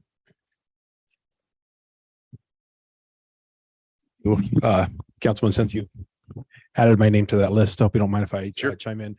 I understand, and thank you for what you mentioned about the, not advocacy, but, giving information. I don't know what the process would be for putting out that information and creating that content for a website or so forth. Who in the city would do that? I'm not really sure who that is. I was going to propose, do we have a group of people that we put together to say, what's that message going to be? Because I even made some notes here about what I think that message should be. I would certainly volunteer to be on that if anyone wanted me to, just as another, set of eyeballs and another voice. I think that message and the content of that message is going to be extremely important. I mean, we all do. I'm speaking of the preach of the choir here. One thing I would suggest, and you probably already have it planned, I think directing people to the website is going to be more of a passive effort on their part. I think we need to make it more active and put it in front of them, whether it's a dedicated mailer that goes out, whether it's in the, in the bill. I think it would be far too easy, far too likely that folks are going to see an increase in their water bill, or for those that do see an increase in their water bill, and they complain. Well, it's on the website. Oh, I didn't know. I didn't go check the website. Well, I mean, for whoever pays the bills for a household, I'm the one that does it for my household. I open the envelope, it's there, whatever's with it, I read it. Not everyone will, but you certainly, if you make the message clear enough, it might get their attention of, read this, so to speak. So I would suggest that there has to be something more active out there, mailers, whatever else may be. You all have experience with what else is good from the city standpoint to get the message out there, rather than just the website. I think the website's important too, but I could just see that being missed by far too many people. So if it were me, I would like to see something more active out there. And again, we don't have to do it now, but I had ideas on the kind of content, but obviously it's important that we do that. So anyways, just my 2 cents. One other thing I did want to say, by the way, since I have my mic on, you were talking about the tiers on the bill. I mean, the Edison bill, correct me if I'm wrong, is already like that. I can already see my kilowatt hours in my tier 1, tier 2. I presume ours would be very similar to that, right? Yes. So, I mean, if it's up there and it's a graphic on the bill, it should be very clear the volume that's falling into the different tiers. Yes. Is that what you were thinking? Yes. Okay. One other thing, Greg and I had a little bit of a sidebar earlier, and we were talking about, I had asked the question of what that dollar amount of that increase may be over the first year or two. And what we were wondering is, or what I was wondering is, since it looks like there'll be a bit of an increase for zone A and B, and then increases for C and D, the increases for C and D are going to offset the decreases in A and B from A and B. And so that kind of goes, I mean, correct, right? And so that kind of goes into the question of, okay, well, if we're going to see the increases in C and D, especially for the larger volumes, mid to larger volumes, how much is that going to increase and offset the decreases? Basically, what's the net of that going to be? So that still kind of goes back to that question. I know you don't have the information, but that's kind of where all that kind of comes from. Anyways, it's another question that came up. So, and as far as the what about me, I'm a history nerd, former military. I believe in the social contract. So for me, this is the community we live in. I'd rather put out the money for me, my singular voice, to put out the money instead of putting on a bunch of band-aids. So I wholeheartedly believe in that. So that's, I know it's not going to satisfy everybody, but nonetheless, I believe that that's what it comes down to. So thank you. Appreciate it. Anything else? Got a couple questions and then we'll go one more round. First off, I want to clarify, Chisholm, correct me if I'm wrong, but the 55 gallon per person per day goal that the state is looking at is for indoor use. That is currently indoor use, yes. Okay. So there's really no guidelines for outdoor use yet. Not yet. There has been some conversation in the past about going to a 2-meter system that you could possibly be sub-metered for outdoor use. Is there anything come of that? I mean, it's one of those things I'm not Right. quite sure how that would be implemented. Right, Extremely right. difficult. And again, to be honest, Mayor, this is something that we are working with the state on, whether that's going to be a 2-meter system, how that's going to go about, who's going to fund that. But that is something that we'll continue to monitor. Right now, nothing is set in stone. The 55 gallons per person on a daily basis is strictly indoor, and that is what is the focus at this point. Okay, appreciate it. Got a question about the debt service in the chart here. We're talking about 11% debt service of our expenditures. Is that with or without the $15 million bond that we're talking about? That is without. However, with the increase in revenue, the percentage of that dollar would remain about the same. I'm sorry. you lost me. Meaning as revenues increase, so would the dollar amount. And so in proportion to the expenses, that 11% would remain about the same. We're only looking at maybe another $2 million in debt service added on to our existing $4 million. We currently pay $4 million in debt service. And so if we issued another 15, that's about another $2 million in debt service that we would have.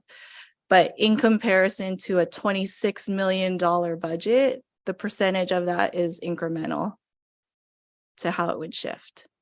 Okay, so help me. What's the debt service that we're paying on now? We have 2 bonds. One was issued in 2012 and part of it was for the sewer system. And then we have a refinancing of one that was done in 2016. It was originally issued in 2008 and that was for infrastructure as well. And how much total were those bonds? We know? We're almost done with those. So those will be done in 2030. I don't remember what the original issue was. It's not that important, but it's I think one of them was originally $12 million. I know the 2012 was $12 million. okay. I'm just trying to wrap my head around the numbers. 11% seems extremely high on a $26 million budget. No, I mean, it's all comparison. We've worked in other agencies where that number is much higher. Think of that as a capital expenditure. So instead of paying your annual escalating CPI costs on that number, you're paying a fixed rate for costs for work that you're going to be doing up front. So while it truly is an operational expenditure, it was paid for or put in place for capital costs. So really, even though you're in an increasing interest rate environment, if you can get more of the work done, you basically save on that interest rate. So while it could appear high, it's actually not very high in comparison to other agencies as well. Okay, so maybe I'm misunderstanding. The debt service is the interest only that we're paying on those. No, it's No. the Oh, whole the entire debt service loan. Is the paying down cost the bond. Yes, Oh, okay. yes, Right. yes. Okay. Excuse No, me. I understand why that's confusing. That's a great question. Lost me there. Going back to the meter connection rate. I'm assuming that there's some study or behind that to try to come up with exactly what those numbers are. Yes, and I can defer that to Zeki to speak to the specifics of it. Zeki, you're on mute. Certainly, thank you.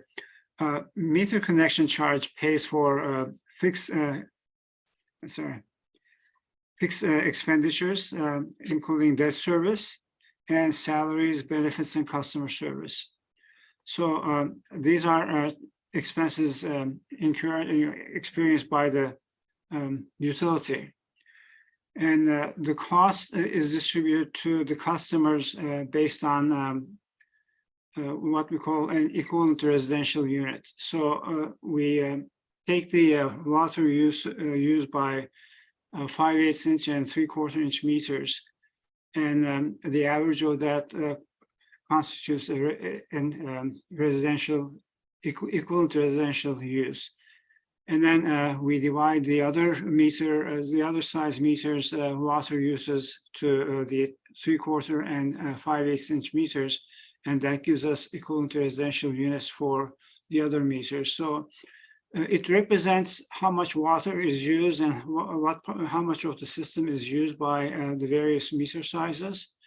And then the cost is divided by the number of equivalent residential units, and then allocated accordingly. So it is a fair and equitable way of providing that cost. Okay, so just to be clear, it's not based on actual cost.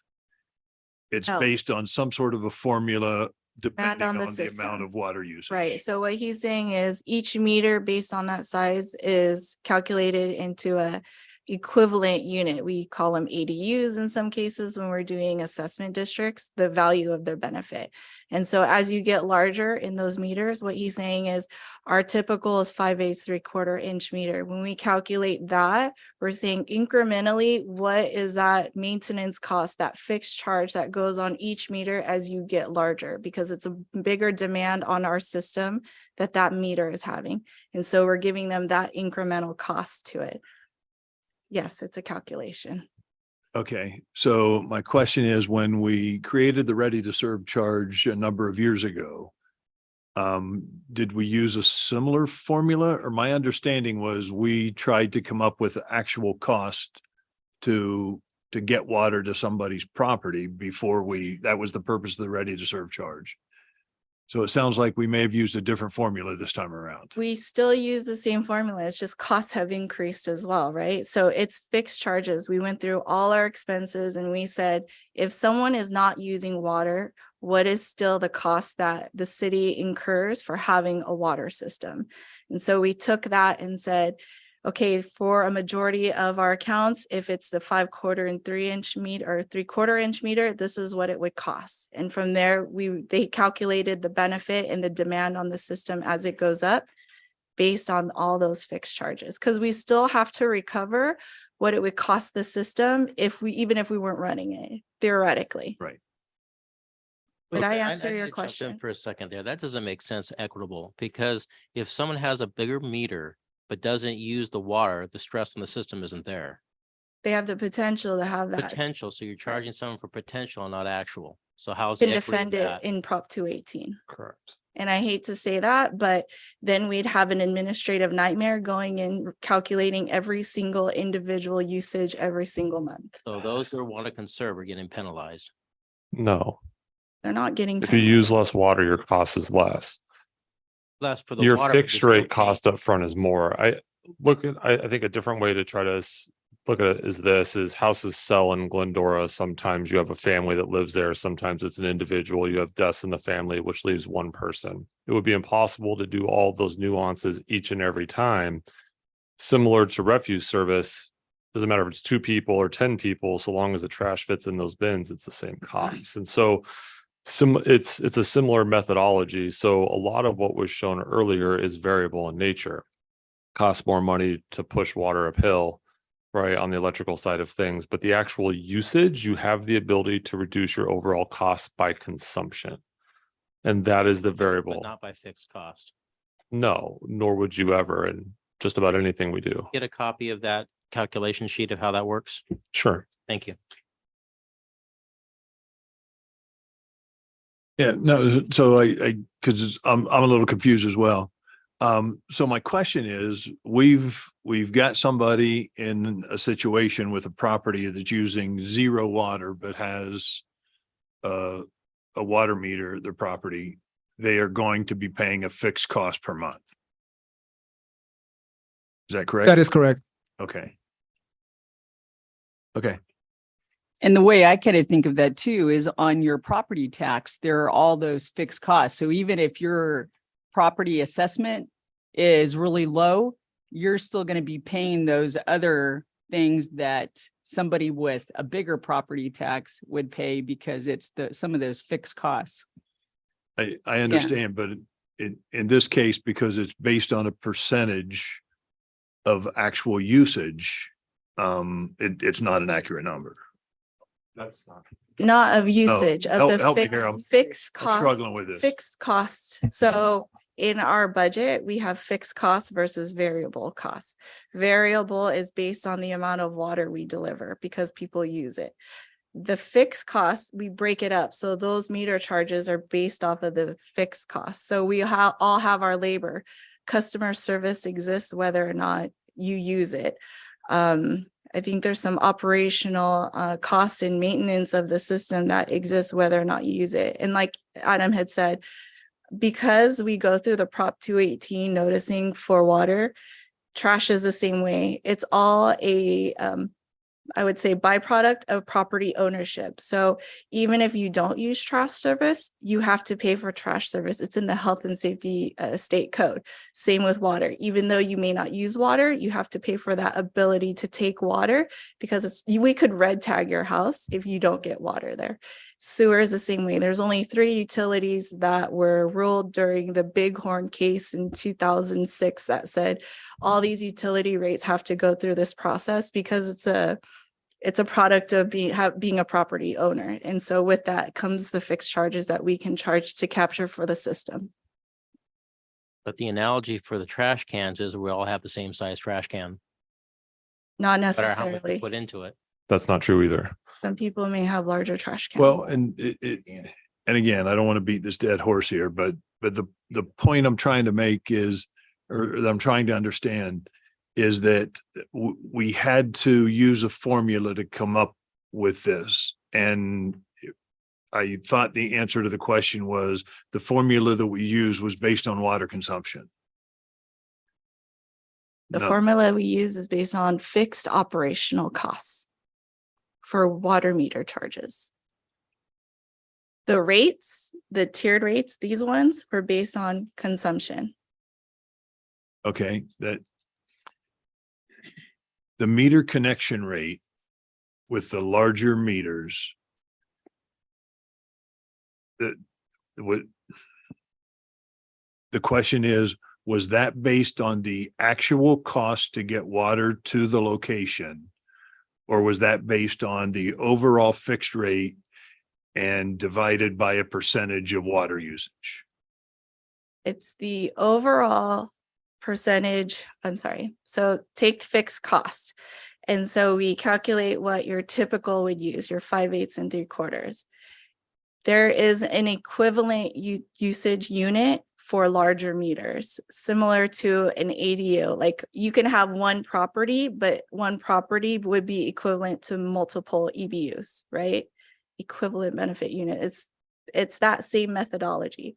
So if you have a bigger unit, that's equivalent to more demand on the system. Even if you don't take that water, the capacity exists on the system. And if someone were to use it, it's available at that point in time. Okay, so we're basing it on the possible usage of water that they Yes. might have. Okay. Yes. And I wasn't arguing the point, just trying to understand it because people are going to ask. Yeah, no, it's a great question. Okay. Last question, or more of a comment. When we take a look at what we're dealing with here, we're really going to have under 1,000 of our customers are going to be affected more dramatically than the rest of us. In year one, yes, Yeah. correct. And so as we move forward with the outreach, I really think it'd be a good idea to have 2 tiers of outreach, because I think it'd be much more important to, have something more substantive for the people that are going to be affected the most. We're going to have people that their rates or their bills are actually going to go down. Those people, I'm not sure we're going to hear from a lot of them. But I think it's important when we look at the numbers, and it's a relatively small number in the overall case for the outreach, to make sure that we address that. So those were the only questions that I had. Does anybody else have anything, Mendel? I have one more. This is, I think, really to give staff a chance to educate all of us and those that may or may not want to listen. But when you sat down and the consultants were in the room, and they have to prove that they're worth whatever they charge, you guys started at some point. Can you tell us kind of where you started? And Sure. I mean, we know where kind of the train stopped, right? Right. But it would be interesting to hear maybe some of the ideas that were out there, because I think, as Gary said, and as we'll all face, people are going to ask us, well, how did you get here? Yeah. If I can just start out and let Chisholm and Marie kind of go through. So I think we cost Chisholm and Zachy, who's on the call, probably several years of their life by asking so many questions. I think we have to start with the fact that we haven't had an infrastructure assessment at this level of detail, granularity, whatever you want to call it, and substance in a very long time, more than 20 years. And so starting with the increase in main breaks, looking at the need to rethink how we've done our rate study was kind of the basis for how we got into this. As Chisholm and his staff led the effort to do the analysis, to do all the flows, to check the pressures of the system, to understand where it's going, to look at capacity, future growth patterns, working with Jeff, we came up with a list of priorities of the project. So there are 300 million. Is it a third that's tier 1 required? That is correct. So $100 million in a perfect world of projects that would be done over the next 5 years, really in the next 3. Well, it's physically impossible for us to shut down the streets and do all the repairs necessary. There's not enough people to do the work, let alone impacts on the streets of each are pretty tremendous. So we're looking at 30 million, right, over the next 5 years, when if we had all the money in the world and all the staff in the world, we'd be looking at something 3 times that amount over that period of time. A rate, I think when we did it, Marie, it was like 2.5 times what was here if we had to fund something like that all at once, even if we had to do it, issuing debt or do pay-go just by cash. And it was just the number was so outlandish. Not that anyone would say it would pass, but I mean, that's the type of investment that's needed in our water system. It is decades of infrastructure that should have been done that wasn't, for any number of reasons, both bad and good.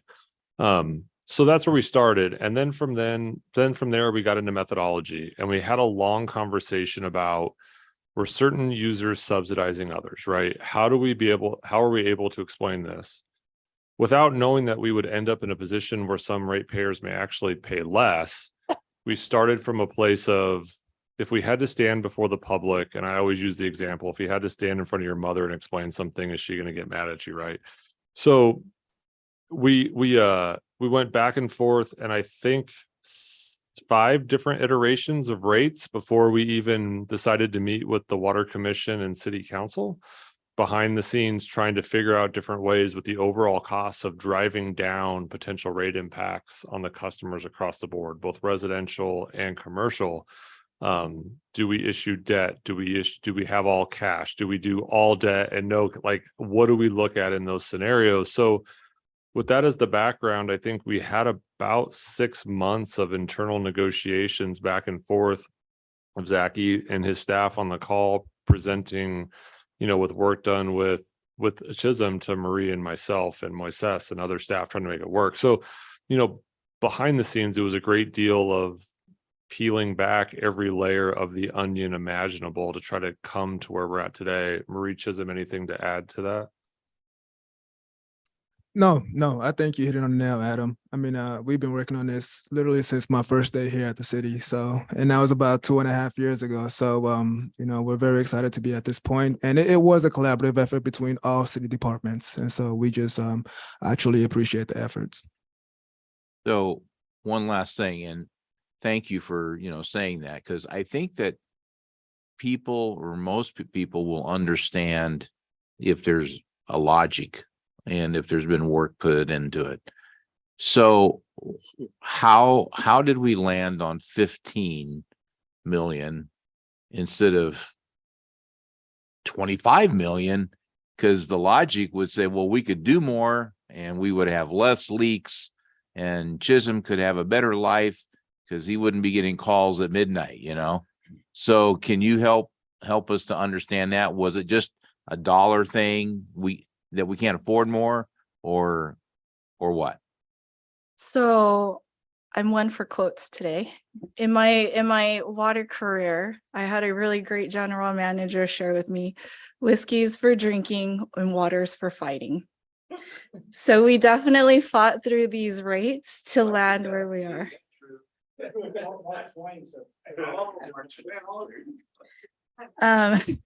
So it was definitely a fight of trying to balance the needs of the system also with the needs of the residents and trying to find where that happy medium is. We actually tested 10 million, 15 million, 20 million, and 25 million.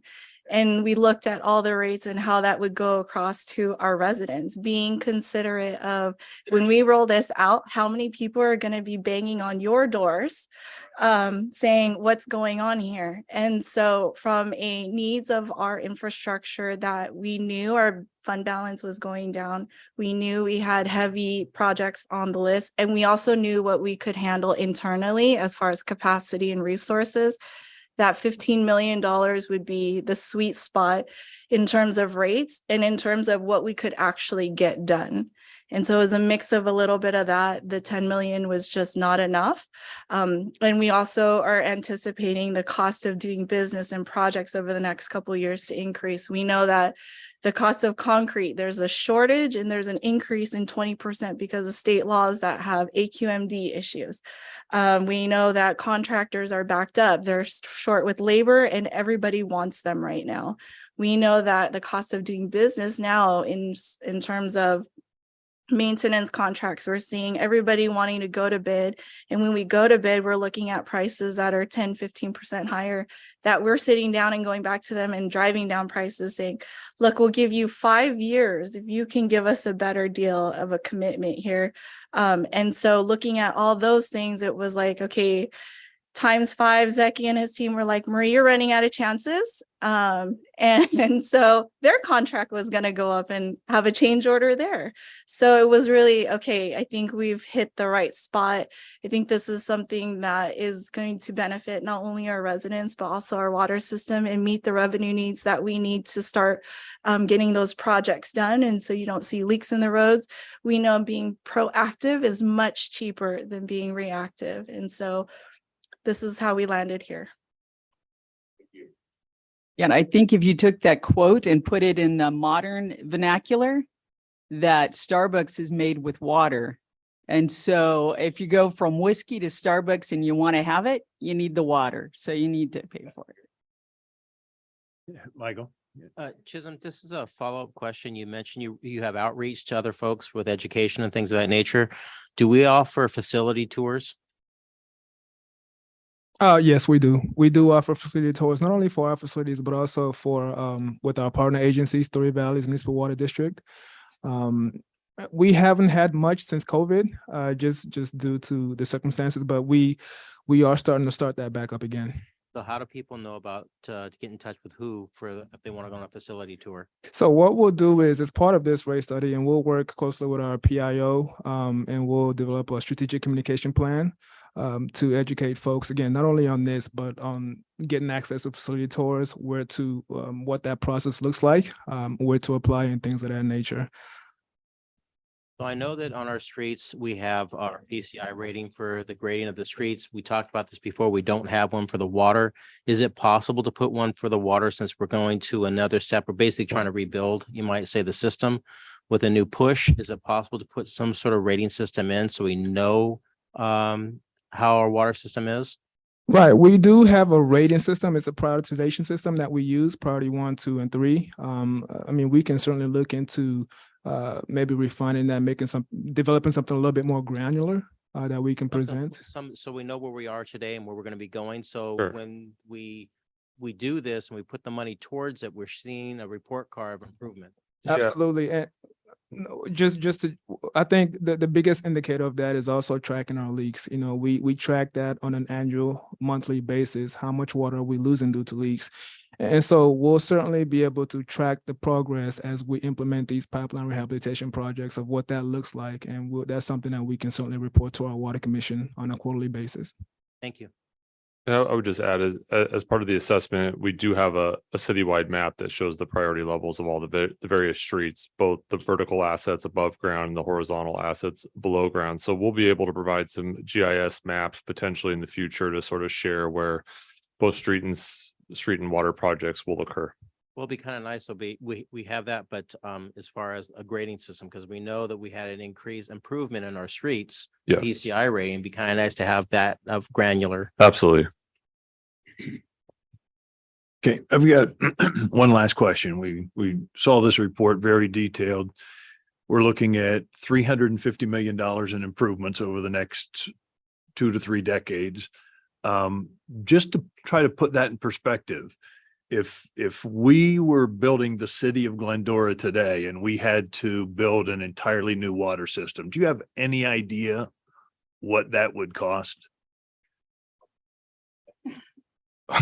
When David cashes in that $1 billion lottery ticket that There you're you holding go. on to, It's going on your permanent record, Chisholm. So we're going to see if you nail it. Yeah, well, I would say something close to that amount, because again, when you take into consideration just the increasing costs, I would say, don't quote me on this, but close to, I would say $1 billion. I'm not sure what our asset costs or calculation of worth is, but again, if I was to guess, that would be my guess. Yeah. Yeah, and again, just thinking about, so in reality, we're talking about improvements, probably 30% of our system. Yeah. And I think it's also important that 300 million is in today's dollars.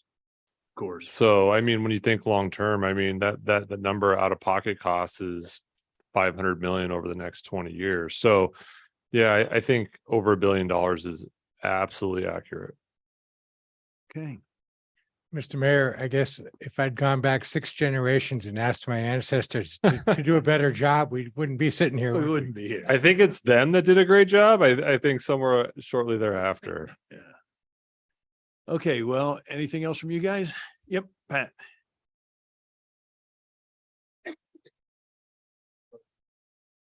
I had just one question. You said just a few minutes ago that you think the majority of the residents will understand because they'll be the ones with the rate decrease.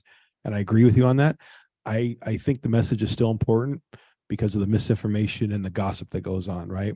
Folks are going to hear, oh, there's a rate increase. Oh, I got this mail or rates are going up. And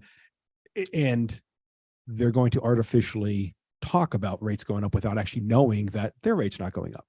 So that's why I think that message needs to just be abundantly clear and very well laid out, however it is, so that they understand based on the knowledge of it, and therefore they give the right information out. Otherwise, as you said the last time we met, you're going to be standing in Vaughn's and someone's going to ask you the question, and just hopefully they ask you the right question. Yeah. So I just have that concern of that happening, and that's why I think that message is extremely important to get out No, there. I understand completely. I was just thinking that some people are going to be affected more than others, so there might need to be some additional outreach to. Oh, absolutely. to a That's it. certain percent. Yeah, I agree. And I think that's absolutely the intention. I think for those of us who have done this a long time, as much as we think everyone will be totally reasonable, the fact remains that 98% of people will care if their costs go up or not. They don't care about the details, and understandably so. Everyone's busy, right? And so on our mailers, I think we've done a better job of late of saying you're receiving a public notice and here's why. For more information, please visit. Here's a QR code, a website, a social media address. And we try to track those things. And inevitably, while we do have a great return on those, not as much as you would hope or like. And inevitably, it hasn't happened of late, but up until 6 months ago, I'd get a call once a month saying they're building a train in town. I'm like, do you live here? Yes. Okay. So, it happens. And I think we try our best. I know Chisholm will be doing a lot of tours, it sounds like, and everything. I just want to say it was really important for us and for everyone to know that we don't take something like this lightly. There's a lot of us in the room that work for the city that are also residents as well that will face, rate changes. Understandably, anytime you throw out the words fair and equitable, people, especially in today's world, roll their eyes. But our goal was really to try to lay out the most common sense plan possible and say, it costs more money to push water up the hill. We have a gravity fed system. This is how this works. And this is how we're going to explain it. So definitely lean on everyone's advice here and go out with as much of a campaign as possible. We'll all stand in front of the public and, say, here's why your rates are being changed and here's why. So, Mayor, Vice Chair, if there are any motions you'd like us to consider, we're happy to work with you on any of those as well. I'd like to make a motion. Well, I have a question for clarity first. So can you clarify, adopt the water master plan and provide direction and consideration of water rates? What actually do you want us to do?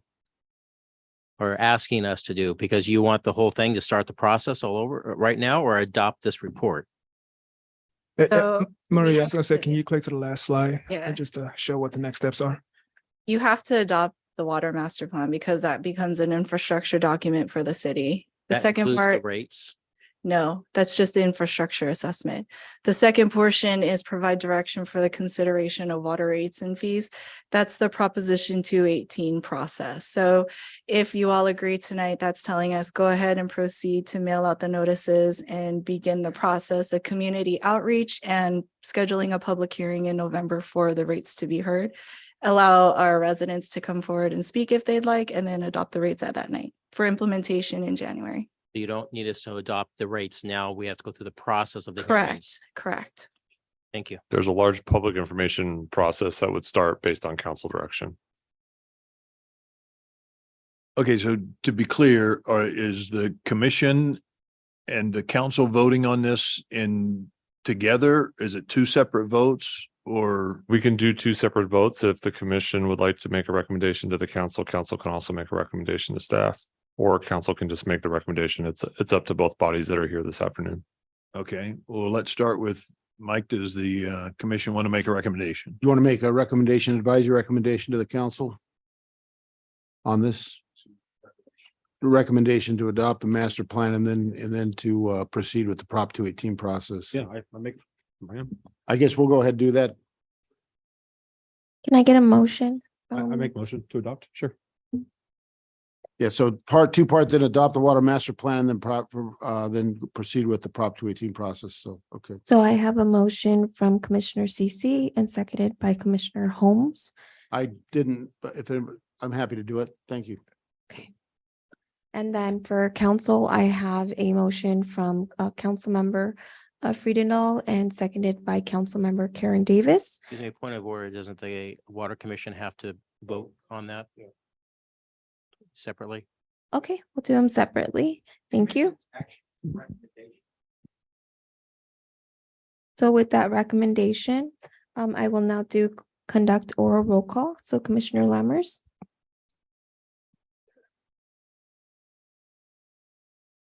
Again, I jumped into a lot of details. I'm going to vote no because I haven't seen what the revenue impact and what this is. Support very much the efforts, but I don't support this the way the allocations are being made. Commissioner CC, Yes. Commissioner Thomas, Yes. Vice Chair Holmes. Aye. Let the record show for the recommendation, 3, 2, and 1 no, and then we have 1 absent. And then Okay. for council, we have a motion made by Councilmember Freedinal and then seconded by Councilmember Davis, and I'll now conduct oral roll call. May I add Councilmember- an adjustment to that? Sure.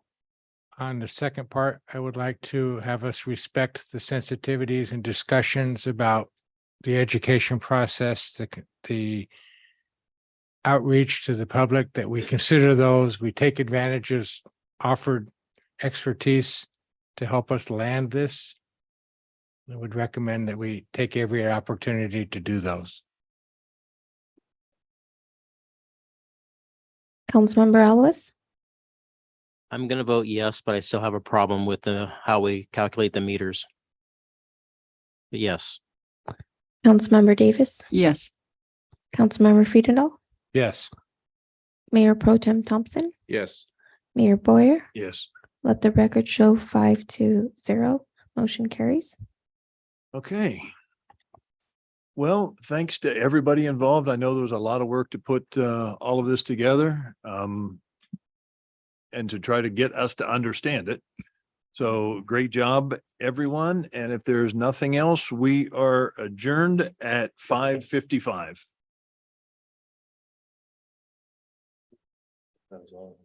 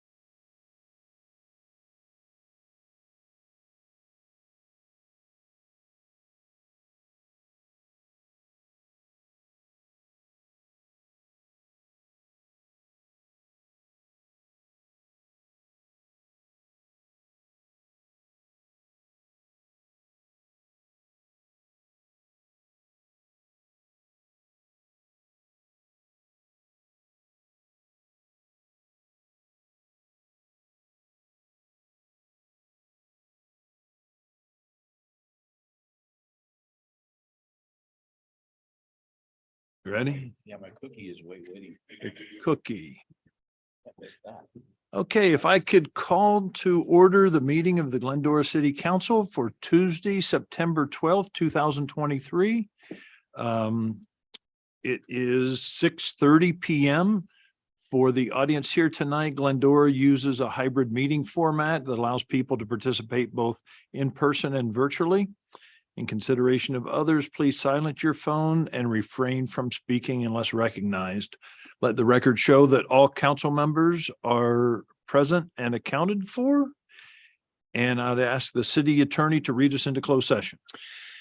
Thank you, Mr. Mayor, members of the council, and ladies and gentlemen. The city council tonight is going to go into closed session to discuss whether to initiate litigation in one case. There is an important Ninth Circuit Court of Appeals opinion for which a petition with the United States Supreme Court for review has been filed. And we will be discussing with the city council in closed session whether the council would like to join in an amicus brief, that is a friend in the court brief, urging the United States Supreme Court to take up the matter of Johnson versus City of Grants Pass. The authority to meet in closed session is Government Code Section 54956.9 D1 and D4. Thank you, Mr. Mayor. Okay, thank you. With that, I will open public comment. And do we have any comment cards? We do not, Mayor. Is there anyone on Zoom wishing to speak? No, Mayor. Okay, then I will go ahead and close public comment and recess us into closed session at 6:31.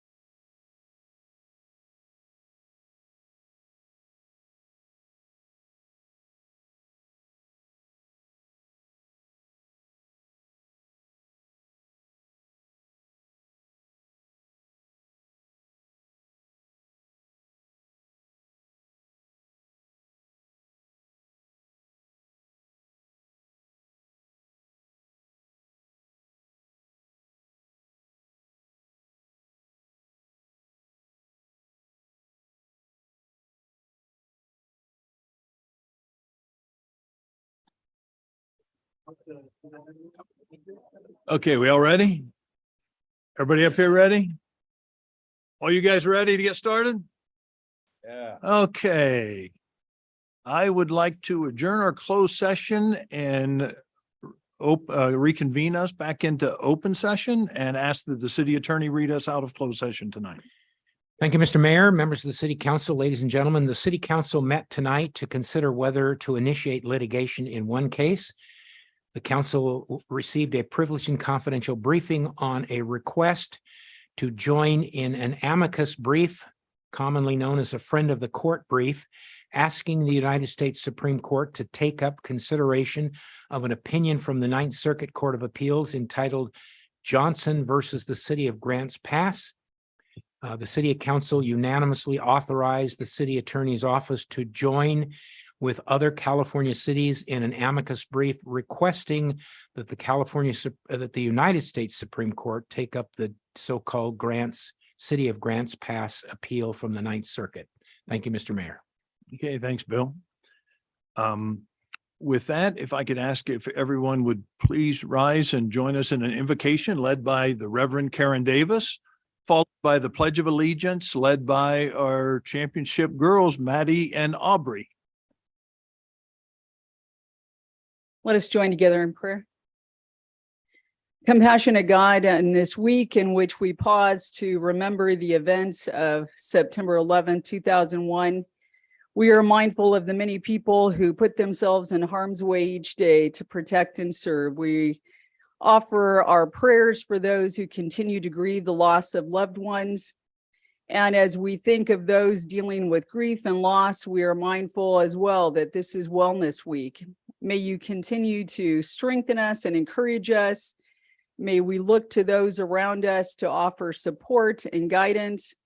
And as we come together as a community, may we know that our strength is in our connection to one another. May we find ways to rely on each other and connect with those around us.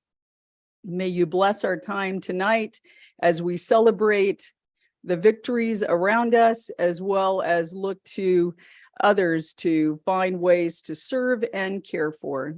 This we ask in your name. Amen. Amen. Maddie and Aubrey.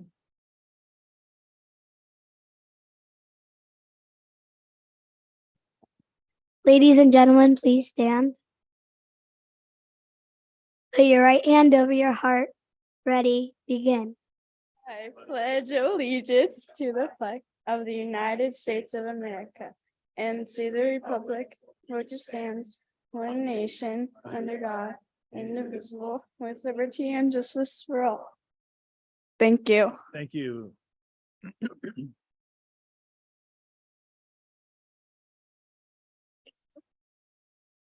Okay, first up is a request to reorder the agenda tonight. We've got a couple of special presentations, and I think it'd be appropriate to move those up in front of everything else, unless anybody has any objection. Okay, we're going to start with the most important people in the room here tonight. I'm going to ask John and Gary to step up here and introduce some young people we can be extremely proud of. Thank you, Mr. Mayor and Council. At this time, I'd like to bring up Travis Cohn. He's one of the coaches for our Glendora Lassie League 10U All-Stars that had a outstanding season on tournament play, and then he'll introduce the coaches and the players. Travis? All right, good evening. I wanted to start off by saying thank you to the council for your support and this recognition. These girls accomplished something pretty special this season.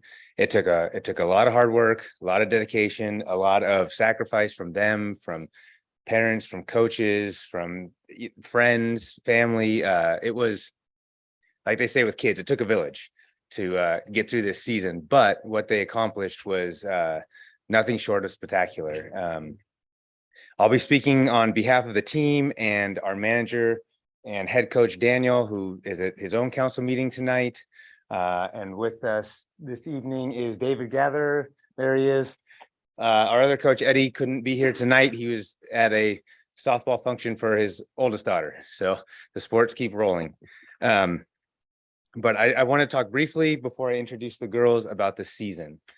These girls, we had our first tournament at the end of May, Memorial Day, down in San Clemente, and we had our last tournament, which was nationals, at the end of July.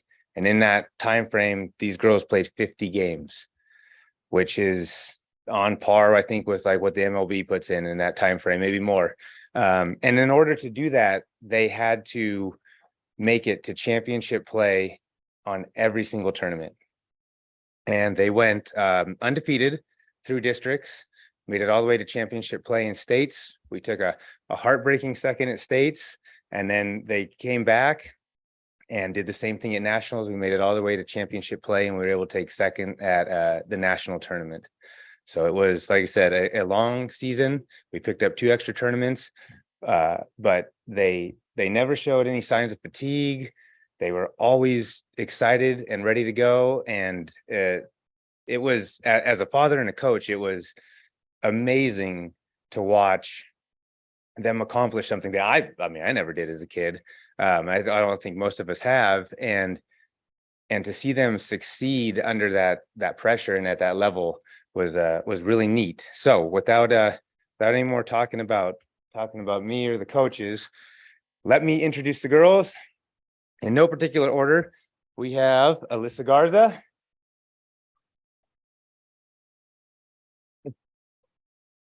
okay, come on up here, kiddo. Ariana Castro Pockets, it's right here. Aubrey Cohn,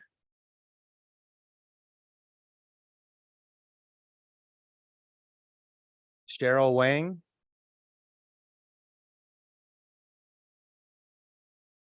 Esther Wang, she couldn't be here, Grace Cohn, Liana Bobadilla,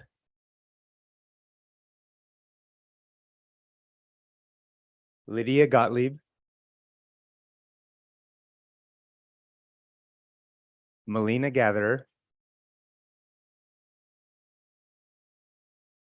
Scarlett Aguiar,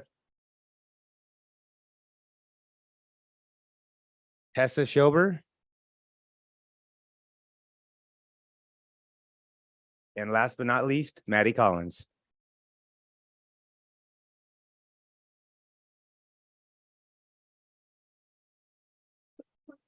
Again, thank you for the support and recognition. And girls, congratulations on an amazing season. You guys did excellent. Well, we'd like to have the privilege of getting a picture with the girls, but I've got to ask, does any of you guys want to say a few words to the entire community of Glendora or paying attention right now? Any takers? Any takers? No future sportscasters. Okay. If you don't mind, if we can come down and get a picture. Yes. They'll take a picture with you.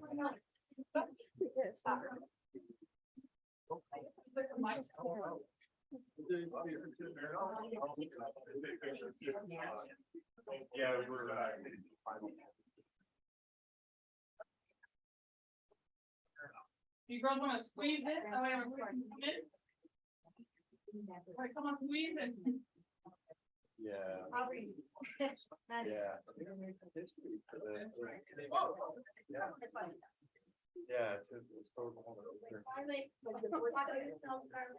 Ready? 2. Get out of the way. Go for it.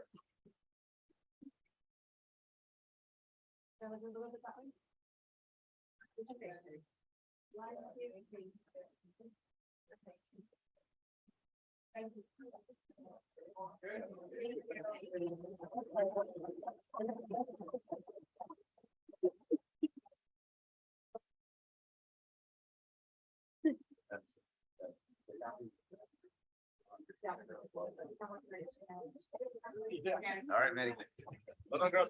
Okay, Maddie, step up to the podium right there and understand you're going to want to say a few words about your team.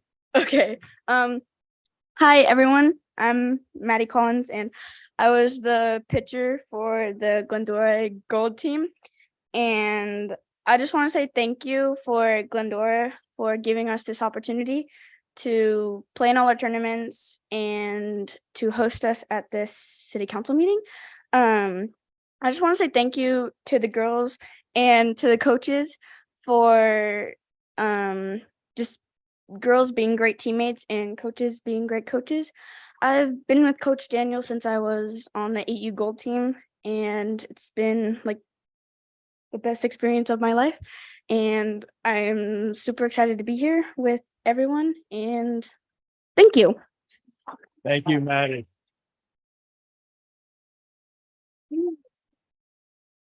Oh, great job, and we're looking forward to next year. Thank you. Thank you. And typical Glendora story, Maddie, I don't know if you remember, but I coached your mom when she was about your age.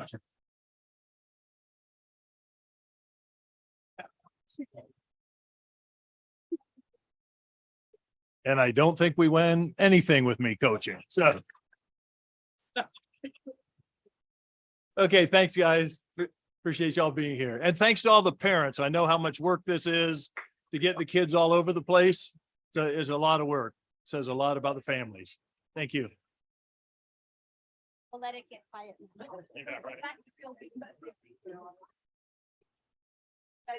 Okay, next up, we have a presentation from the Charter Oak Unified School District, and I understand we got President of the School Board, Christian Aguilar here tonight, along with Greg Peterson, School Board member, and Jeff Jordan, Superintendent. Welcome, guys. Thank you. Thank you, thank you so much for having us, Honorable Mayor Boyer, Mayor Pro Tem Thompson, and fellow City Council members of the City of Glendora.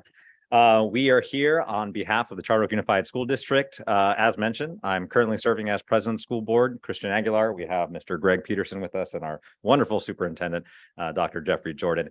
And we just wanted to come and take this opportunity to show our appreciation, our thanks for our partnership as a community. So many of our citizens, of our residents, of course, share boundaries within our school district and also within our city. And we're just really excited about the partnerships that we've had over the many years and looking forward to considering continuing that fruitful relationship going forward. As a token of our appreciation, and on behalf of our students, our teachers, and our staff, we wanted to present you all with a few little swag bag items from Charter Oak Unified School District. So we have for each of you in your bags that you have at your desks, you'll have a small little notebook you can use, branded for Charter Oak Unified School District, as well as a pretty awesome sweatshirt that's a big hit amongst our staff. This is a sweatshirt that everybody was able to receive this year. And we have that as the winter months are coming upon us. We hope you'll consider staying warm and repping a little bit of Charter Oak Unified School District while you're at it. So thank you so much again for all of your assistance, all of your partnership, and all of the work that we do together. And this is for you guys. I'll come and bring this over to you, Mayor Boyer. Okay, appreciate it. I opened it. Okay, thank you. All right. And with that, thank you so much. Okay. Have a great evening. Thank you. Thank you for being here.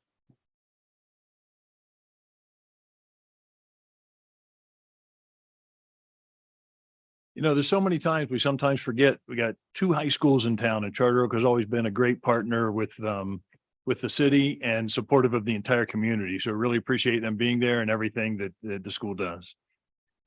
So getting back on track, next up, it is, I will open the public comment period. Invite members of the public to speak both on and off agenda items. If you are here in person, please fill out one of the public comment cards. If you're on Zoom, we'll get the people here in person first, but use the raise hand icon. When I call on you, step up to the podium. You have 3 minutes to speak. Please address all comments to me.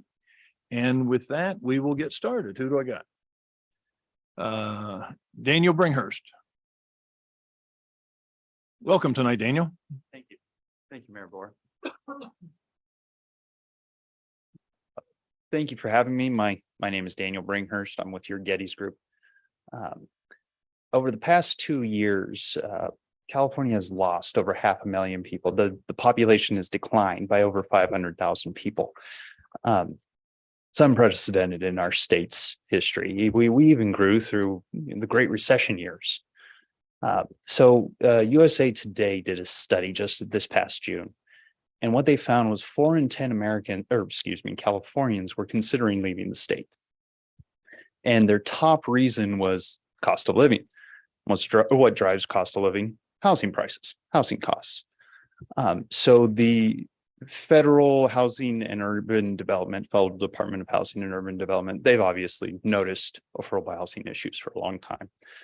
But what they did is released a grant titled Pathways to Removing Obstacles to Housing. It can be used to create affordable housing, but it's specifically there to figure out why housing is so tough to create. They're planning to release over $85 million. It's more like $88 million. So all of that to say is notifying the city of Glendora about it. Granted, this notifying the city of Glendora about that also comes with work attached to bring that money in. So your Getty's group would like to volunteer as part of the team to bring that money in. Now, in order to do that, my information is, of course, part of this public comment, but it will be made available to everybody who's involved with this matter, and we'll be in touch. Okay. Thank you very Daniel. much for hearing me. Appreciate the information. Next up, Joe Cena. Welcome, Joe. How many times is this today? I don't know. Well, I've only been to one of these today, so. Yeah, so far. Mayor Boyer, City Council, my name is Joe, President and CEO of the Glendora Chamber of Commerce. Thank you for allowing me to speak this evening. Besides the number of mixers and workshops and committee meetings and advocacy work, promotions and stuff that the chamber does, we do large events.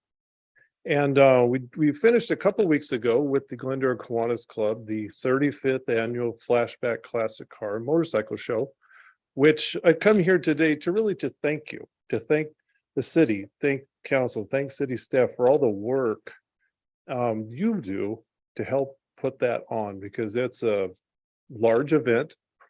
And this year it was extended, as you all know, and for the people that were there, it went past Foothill down to the library. And as long as I've been doing it, about 11 years, it's the biggest crowd I've seen. So, plus it was free to enter. There were more cars, no fences, and all that kind of fun stuff. So I heard a ton of compliments, and people liked it. They liked that it was free. But really, I just wanted to thank you for your participation in it, for being there, and for being a partner to keep that a successful event. So I thank you. Then also, we just wanted to announce, if people didn't know, Christmas parade's coming up. We're going to start talking about that already. December 9th, because we do chair that also with a lot of you and police department, fire, and everyone that takes to close a part of a city down for a few hours. December 9th, 9 a.m. sharp, the second Saturday in December. The application is already open at GlendoraChristmasParade.com. If anyone wants to get a spot. Now, early application doesn't mean you're up front, but if you do have any requests, please put a note on the application. So with that, the chamber is busy. We're right up the street, helping support our local businesses. And again, thank you for your partnership with the city. It's a pleasure working with every single one of you. Thank you. Okay, thanks, Joe.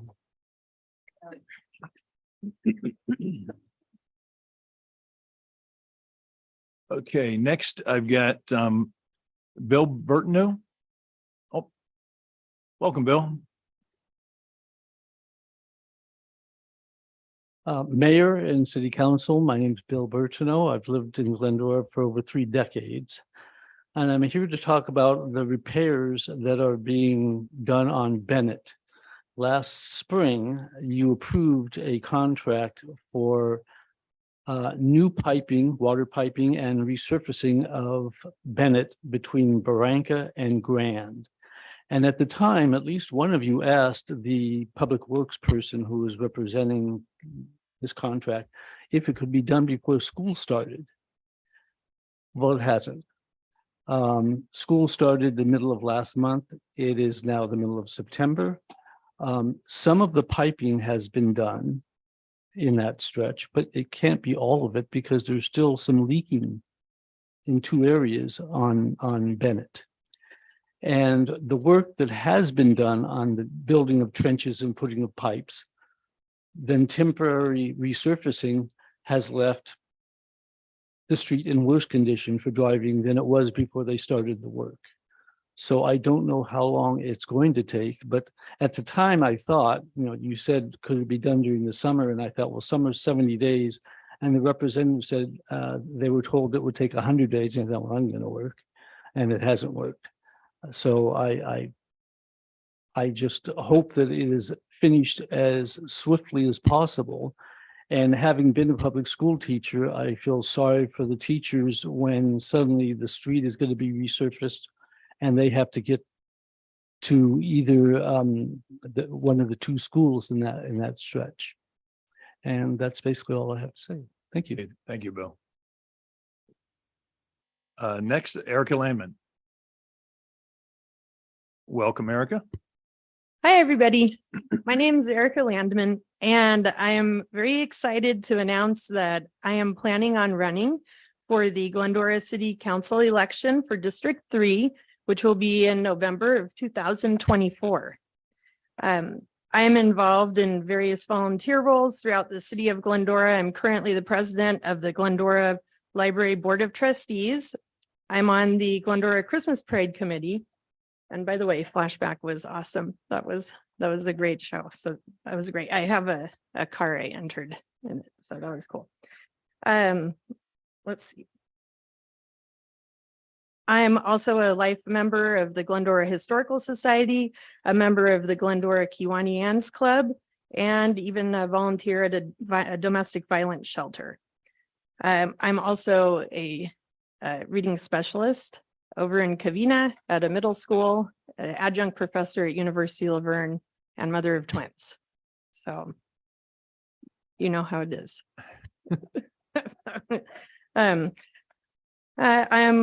Let's see, I'm also avid hiker, animal lover, and I am involved in the city. So, okay.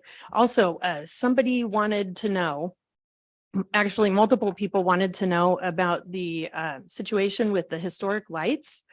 And we know that the residents voted against restoring them, but there's a lot of interest in the lights themselves. And people at this point, about like 12 people, I know you probably have spoken to many more, but about 12 people have come up and asked, how could they possibly obtain one of the lights? And so I didn't know if there's an update on the situation, if there's a process or a procedure that they could do as well.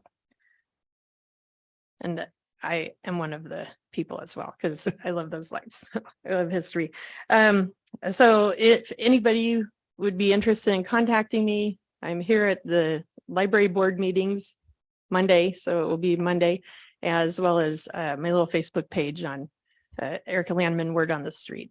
So thank you. Okay, Good thanks, to see you. Erica. Thanks. Next up, Marcia Uras. Welcome, Marcia. Thank you. Good evening, Mayor Boyer, council members. Two quick items tonight. One, I noticed with great interest last week that on November 5th was stated the date of the economic development workshop. And I tried to log in via the link that was posted on the agenda, and that didn't work for me. So just wanted to share that. I did notice yesterday that a video had been posted, and I started reviewing that, and it's very interesting. And in particular, Mr. Mayor, I noticed that you talked at one point about how there are a lot of development projects ongoing or available that were not generally well known. And I liked the idea of having some kind of an interactive site that citizens could take a look at for that, as well as a thought that perhaps at a future council meeting, there could be a general update on the status of those types of opportunities. So that was item one. Item two, I know that the League of Women Voters did last week send out the written report that I briefly summarized back in July. So that was sent to a couple of staff members, and hopefully you've all received that. If not, I'll be happy to expedite that. Thank you. Okay, appreciate it. Thank you, Marcia. Next, I've got Jim Griffin. Okay. Mayor, City Council, I was driving up Grand, we got to Foothill and we sat and we sat and we sat. The green arrows came on, no cars moved. The green arrows come on, no cars move. Did we go cheap on the signal thing and it's not programmable? We don't have sensors in the street? Is there something that could be looked into? It's not just there. We went up to Bennett and we sat at Bennett. Left turn lights come on, no cars, we're waiting. And it's across the city. There's a lot of intersections that are not programmed for cars. Enough said. Understand. Thanks, Jim. Okay, next up is it Christy Calder? Oh, okay. I'm sorry for that illegible writing there. I'm a newbie. Oh, I've never been to one of these meetings before, so forgive me. it looks like the way I write things, so I can read a little bit of it. Well, I did work in the medical field for a long time, that so makes I'm going to sense. blame it on the physicians that I worked with. I did hospice for 27 years Oh, well, here in nice. Glendora. So anyhow, thank you for allowing me a few minutes to speak up here. Hi, Karen, how you doing? Another fellow twin mama. Hi, Erica. My name is Christine Coulter, and I'm the owner of Solified Entertainment. And I'm a local artist. I gave up medicine about 6 years ago, and I've been doing art. And Solified means faith alone. And really what I discovered was I had started with the movement, and then the pandemic hit. And so now I'm working really closely with the communities and the people to basically combat mental illness through resocializations post-pandemically. So I was able to assist your city in the Friday night musics downtown. And boy, I've been living here in Glendora. Are you ready for this? 43 years. I've never seen such a feeling downtown on Friday nights. It was beautiful. The people got together. It was unexpected fun. And it was all ages. And I saw something that I haven't seen in Glendora in a long time, smiles.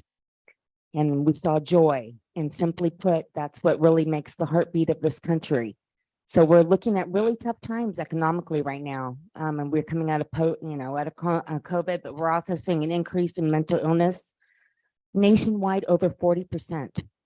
So again, we really have to address the community and its well-being. And so again, we are in right now self-care month. We need to really address that with people. I know growing up myself, I was never educated on self-care. It's so important that we provide those avenues for people. So I was really privileged to be a part of that on Friday nights here. I also splurged because we are a large entertainment company and because you guys are my heart. So I was able to provide some really nice entertainment for you guys. So on that note, I got requested from the citizens to keep going as much as I can. So I do coordinate festivals and tryouts and whatnot.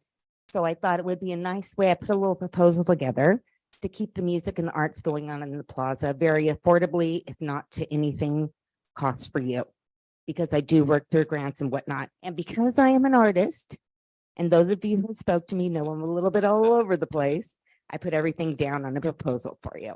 So am I allowed to pass that to you all now? Or do I hand that to you? I'm sorry, I don't know what I'm doing.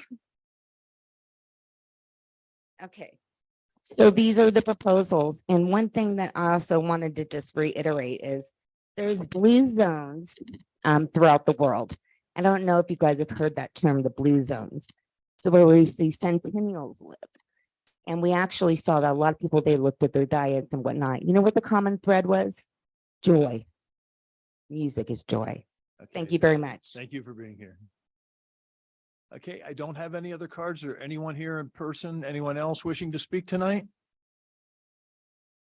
Okay, would you like to? Okay. go ahead and come on up and then fill out one of the cards afterwards if you get it to our clerk, please. Hi, good evening, Mr. Mayor and honorable council members. This is my first time attending a meeting. Can you pull that microphone down to me just a This little is bit? my first time attending a meeting. I'm here on behalf of my mobile park manager. And I live and work part-time at a mobile park that is next to the 99-cent store. And we've been having issues on that property site of excessive trash and old furniture. And my mobile park manager has been trying to reach out to the owner of that site and trying to work out any kind of resolution for that. But we feel that it's very unhealthy and sanitary. And so I do have her correspondence with the owner and also recent photographs of trash and old furniture. And if I can leave that with you, Mr. Mayor, and the council members. And just a little note that the manager had given me to say the situation behind the 99-cent store has been a cause of much frustration. I have contacted and sent photos to the property manager, Tom, code enforcement, D. Delstein, and the homeless liaison, William Kodadek, regarding this mess since the beginning of August. I believe the situation is a health and safety concern. All the trash and debris can attract roaches and rodents. The furniture scattered all around has become an attraction to the homeless. I manage the mobile park behind the store. We did have to add fencing at the top of our wall to prevent people from jumping into residents' yards. And also, we also have a shop owner that works in one of the businesses also on the site. Yeah, my name is Severiana. I work on one of the shop, and like he said, we always been calling the owner, the manager, because we have no contact with the owner. And we have called many times and, to see if we can find resolution about it, but we haven't heard anything. He's not doing anything. So this is the last thing we're trying to do. Come here and to see if you guys can help us doing, something. I live in one of those mobile home park too, and there was a night that we couldn't sleep. So many noises, people yelling, throwing things against the wall, making noises with the trash can. And there was a time that a guy trespassed the fence and he tried to get into the house. She was there and he saw it. I was not there. So like I said, this is, I guess, the last thing that we're doing to see if you guys can help us. That would be appreciated. Thank you. Okay, appreciate you being here. Thank you.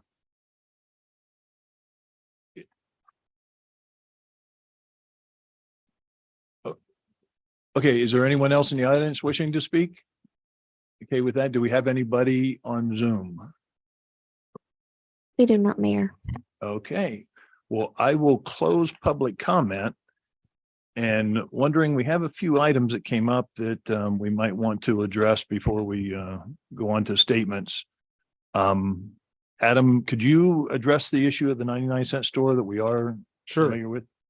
Happy to, Mayor. Evening, Mayor, City Council, everyone spoke this evening. Thank you. We have been working and in contact with the property owner, the management company there, and also have toured the facility on various occasions. Agreed, I think in the back when we went last week, there was the couch and some other related trash and items that are there. So we're doing the very best we can to gain compliance on that specific issue.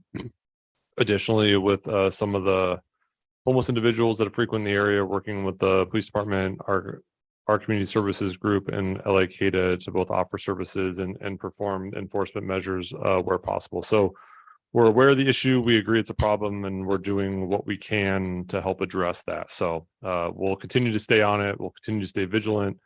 If you see something, say something. Don't be afraid to call the police department and continue to follow up, and we'll do our best to remedy that issue as soon as we can.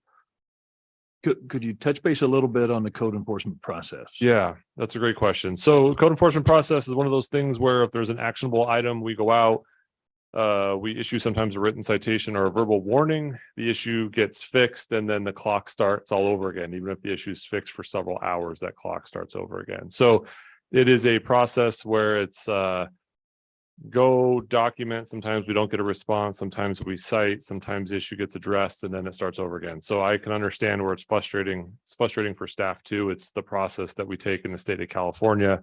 Again, if you see something, don't be afraid to contact us. Don't feel like you're calling too many times. That's not at all the issue. Just let us know and we'll continue to respond and provide services as much we can. So understandingly, it can be frustrated. We are trying, keep with it. And I guarantee you we'll fix the issue. It just may take some time.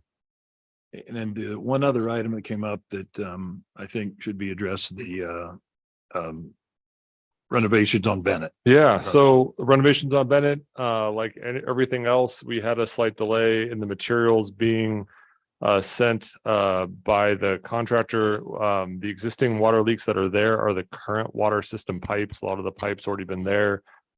We have to do some state testing to ensure there's not bacterial contaminants in the pipe when it's pressurized. So the first test didn't meet all the standards. It's not bad. It just meet the state standards. We have to flush the system, which you probably saw the water in the street yesterday afternoon. We have to prime everything again, or the contractor does, and we do the testing. So we're currently doing that now. We're trying to stage the work to allow for the flow of traffic. We've sent reminders through the school there to parents. They've done a pretty good job making sure everyone's okay. Agreed, to and from school right there with the middle school and the elementary school creates some challenges. So we're hoping by the end of the month to have the paving done, and then some of the sidewalk work will occur. So we're still working on it. We'll do what we can after hours or after school hours, specifically in the area. But it's one of those things, pipe all across the state has been delayed, and specifically the laterals in this case. And so we've done as much work as we can, but a lot of the hard work is done, and the leaks will go away when we shut off the old lines that are there. So we're looking forward to that process. Touch base really quick on the street signalization too. Sure. With all the work comes the traffic signals that get reset to a hard standard, and then they have to be redone. LA County is our partner in that endeavor. The Grand Foothill Avenue, as Mayor Pro Tem Thompson will share with you, is Gold Line related, the A line related. So we have to work through specific standards and clearance on various areas on that aspect. And then the Bennett Avenue one, that is a new light and a protected left-hand turn arrow. And that was put in because of some of the pedestrian and car accidents that we had as part of a safety measure grant the city had. So we're working on the signalization throughout the entire city. In all fairness, we were very far behind the 8 ball as it occurred in some of those areas. So again, for all those, if you see something, call us and let us know. We'll go out and investigate it. LA County's done such a great job. We're actually moving through a lot of the issues as we speak. So I know Moises is out there. If I say something wrong, he'll come in and let me know about it. So, but that's where we're at on both of those items. Okay, appreciate it. Thank you. I'll bring it back to council for statements. David, you want to start us? Extend my congratulations to the girls softball team. It's always great to have our youth keep Glendora on the map. So congratulations to all of them, the coaches and their families. So thank you. Karen? Following up on what I mentioned in the prayer about Wellness Week and what Christine spoke about as well, you may have seen in the village that there are yellow ribbons this week. That is part of Wellness Week and Suicide Prevention Month. When we say that we want to embrace a healthier lifestyle, we often think, oh, we're going to eat healthier, exercise, this and that. But really, a healthier lifestyle also involves our mental health. That is very important. We find that depression, anxiety, stress, mental illness knows no boundaries or distinctions.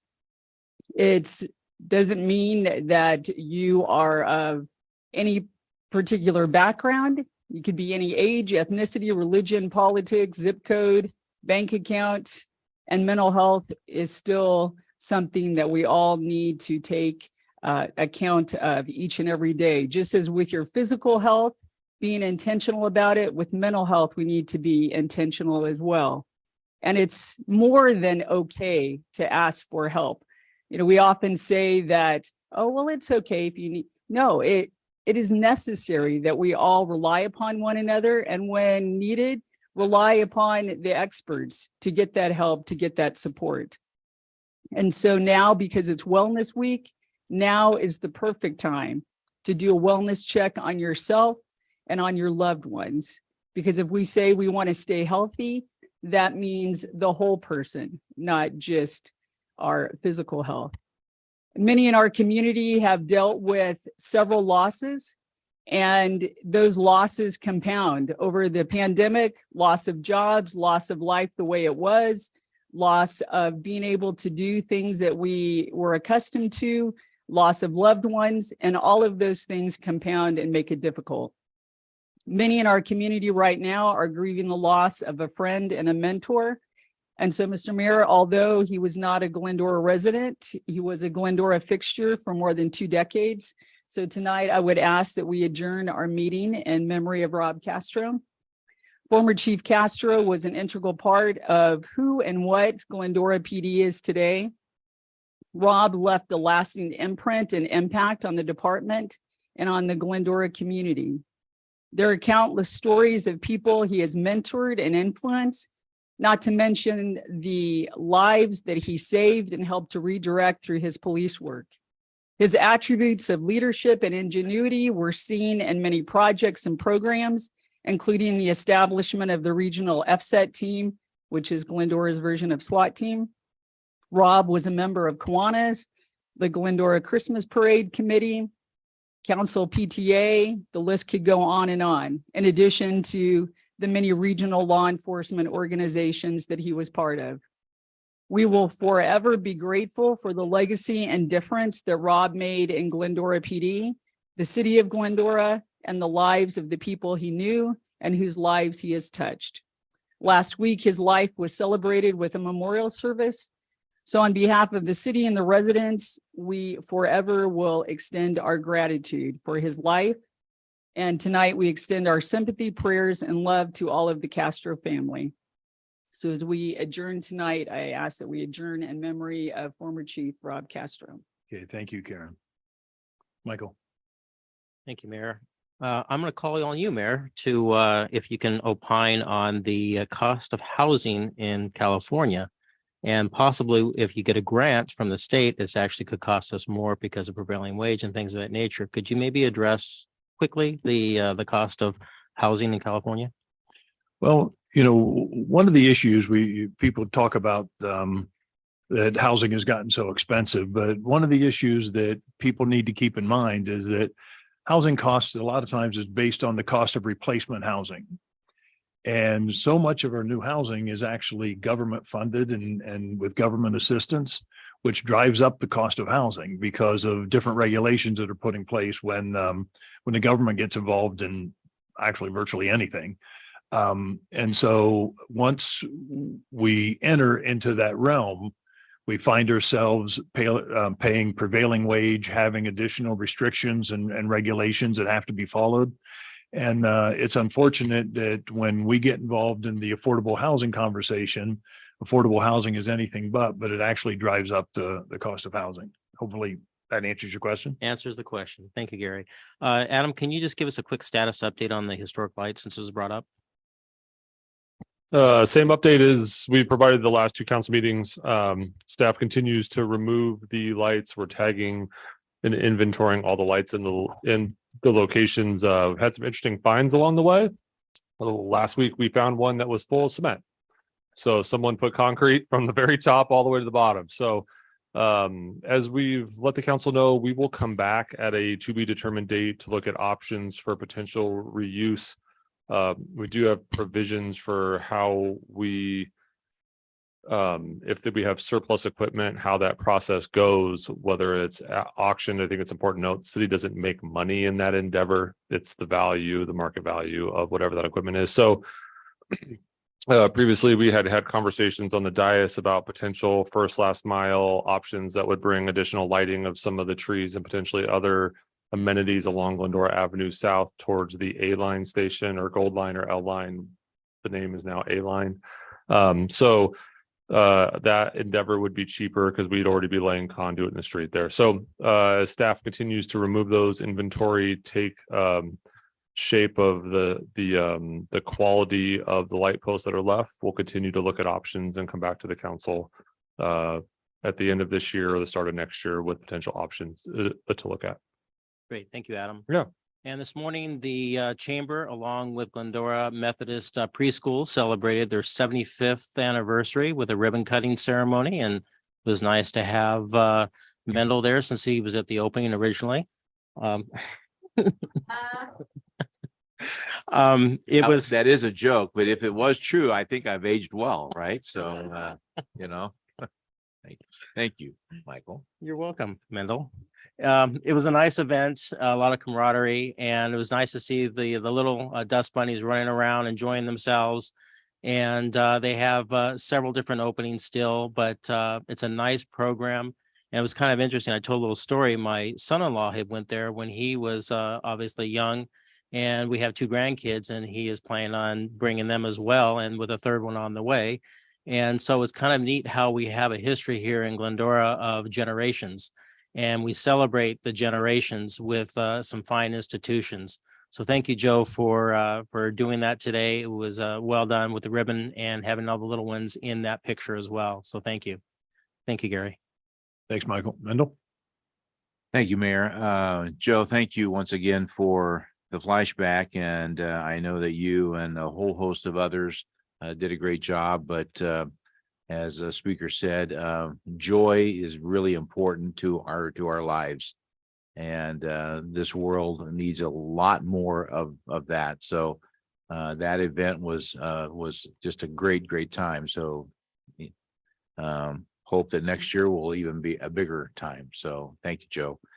And last night, I just want to say thank you to Karen and ministers that were here, that took time. We paused for a little less than an hour to think about the evil that came upon us 22 years ago when the towers were knocked down and thousands of people died, and thousands of people since then have died, and reminded us of what hate can do and has done, and reminded us of the hope and the joy and the grace that we as people need to have for each other.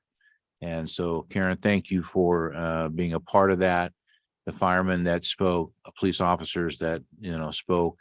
Thank you for those that came. And we all need to make sure that every day that we show love and grace and even joy to each other, because America, the world should not have that kind of hate ever again. So thank you. That's all, Mayor. Okay, thanks, Mendel.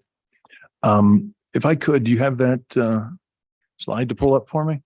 It's and again, Karen and your colleagues did an amazing job last night, and it was a lot of remembrance events around the country commemorating. It's hard to believe it's been 22 years thinking about it.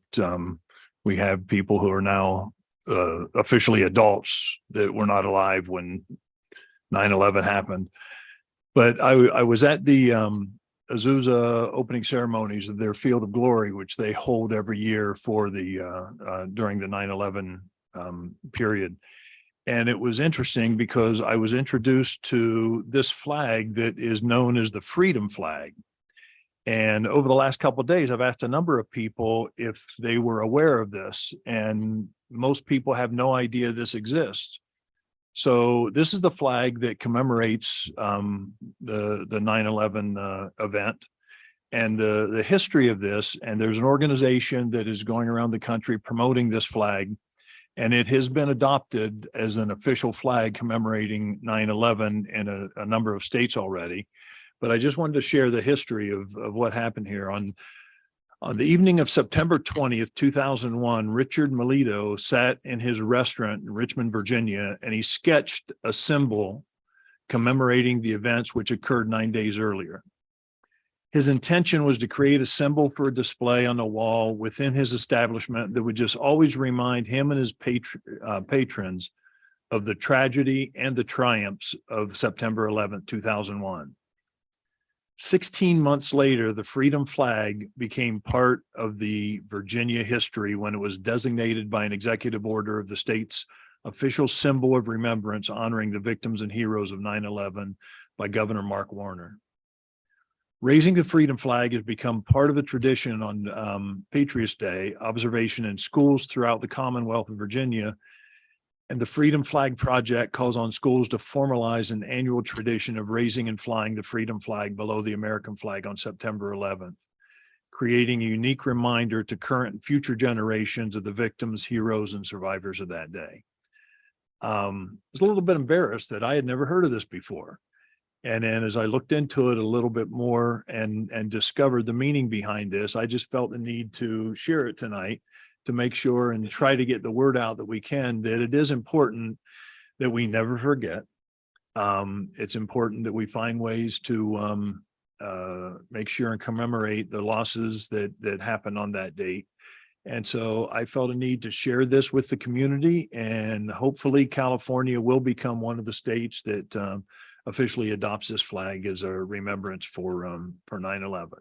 But I just wanted to share that with the audience and anybody watching here tonight. So Kind of like on a federal level or just a state level? state by state at this point. Yes. Okay. On a different note, getting back to business, all of us here on the council, we are involved in a variety of different committees, and I represent the city of Glendora, actually the region in the East San Gabriel Valley, an organization called the Southern California Association of Governments. And we are involved in a process that some of you may have heard of, a housing element that the city has been working on for a couple of years, and we finally just got approved. Well, this housing element is dictated to us by the Housing and Community Development Department of the state of California, and they go through a process called RENA, in which they make a determination as to how many new residential properties each individual jurisdiction needs to zone for an 8-year period, which is considered a housing cycle. So this most recent period, I think it was important to understand the fourth cycle, which actually started in 2006 in the entire state of California. There were just under 700,000 houses that were needed to be zoned for. In the fifth cycle in 2013, it was 412,000 homes that needed to be zoned for. In this recent cycle, which actually started in 2021, which we just got completed, there was a need of 1,341,000 homes to be built in the state of California in order to accommodate our population. So we were involved in reviewing the RENA process and making some recommendations. So I wanted to share that with our colleagues here tonight. And it's just a recommendation that this group put forward to the state of California. But one of the things we talked about we got 14 different recommendations. The first one is to extend the existing needs assessment across multiple cycles. Doing this in an 8-year period is extremely difficult, especially when the numbers jump from one cycle to another. And as we can see, it's taken us multiple years just to get the element. So extending that over multiple cycles is one recommendation. We're asking for HCD to publicize their data sources to make sure that we understand where they're coming up with the numbers that they're looking at. Establish a formal process of review prior to the implementation, rather than after they implement it, we have an opportunity to comment on it. But prior to the implementation, we don't at this point. Establish a due process for the appeals process. One thing that's happening right now, we appeal to the organization that actually determines the numbers that we have. So they're making judgments on their own decisions, and we'd like to have that done by a third party. We'd like to see them codify an earlier date to give cities more than 26 weeks to create a plan, or 26 months. We have 26 months from the time they first put this out to make it done, but that is 2 years, but it just isn't enough time to create the plan. We want to reinstate a process called trade and transfer. Some cities have an opportunity to build more than other cities do, and we used to be able to trade some of that, the responsibility of the homes in cities that might have some more land available. Consider changes in working trends. Most importantly, a lot of us right now are working from home. So we need to take a look at those working trends when we're determining those allocations, and that is not being taken into consideration right now. Allow for additional times for the appeals process under certain circumstances. There are reasons that the process should be appealed. Use the RENA allocation as a tool to distribute housing funds throughout the state. Because the allocations are put out there. Glendora, we were required to, I think it was about 2,500 homes that we needed to zone for to add in the next 8 years. There were some cities that are much smaller than us that had much higher numbers. So using those numbers and the requirements of the cities to distribute housing funds would be equitable. Provide more time between the issuance of the allocations and the deadlines. Accept data sources provided by others. Right now, each CD uses their own data source and they don't accept any outside information. Using different formulas for different jurisdictions. Right now, the city of El Centro uses the exact same formula as the city of San Francisco. And so it's important that they take a look at the different jurisdictions and make adjustments for that. Prepare a guidebook to help jurisdictions with the appeals, because trying to get through the appeals process is extremely difficult. And then the last thing is to have HCD consider challenges to different types of housing, because not all communities are built for all kinds of housing. So some communities may need more apartments or more high density, while other communities may not. So those are the recommendations that our committee has put forward to the state. I just wanted to share those with everybody here tonight. So that's all I had. Adam, Bill, if you have anything? Just add the comments tonight about the 9/11 memorial. Carol and I were in New York last week and attended Ground Zero. That's just an amazing place that every American needs to visit, especially the museum. A very moving, very powerful experience to see the remnants of those two towers and how massive those pieces of steel were, and yet they collapsed 100 stories each, and just the heroic effort that went into it.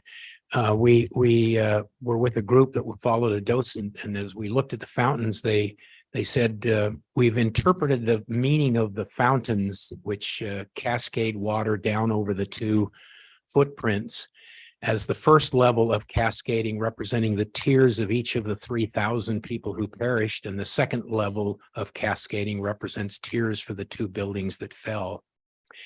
The museum at the museum store at Ground Zero, in return for a donation to maintaining the museum, offers a flag in which the stripes of the flag contain the names of everyone who perished on 9/11 by the airplane that we were on, or the location that they were on. And so we made a donation and we flew that flag on 9/11. But it's an experience that I really think every American needs to experience. We're going to make it a point to get our 7 children and their families up there to look at that. So very moving, very powerful. The magnitude of the destruction you can't really appreciate until you see these huge ladder trucks crushed to nothing, and realize all that perished in the process. Anyway, thanks, Mayor. Thank you, Bill.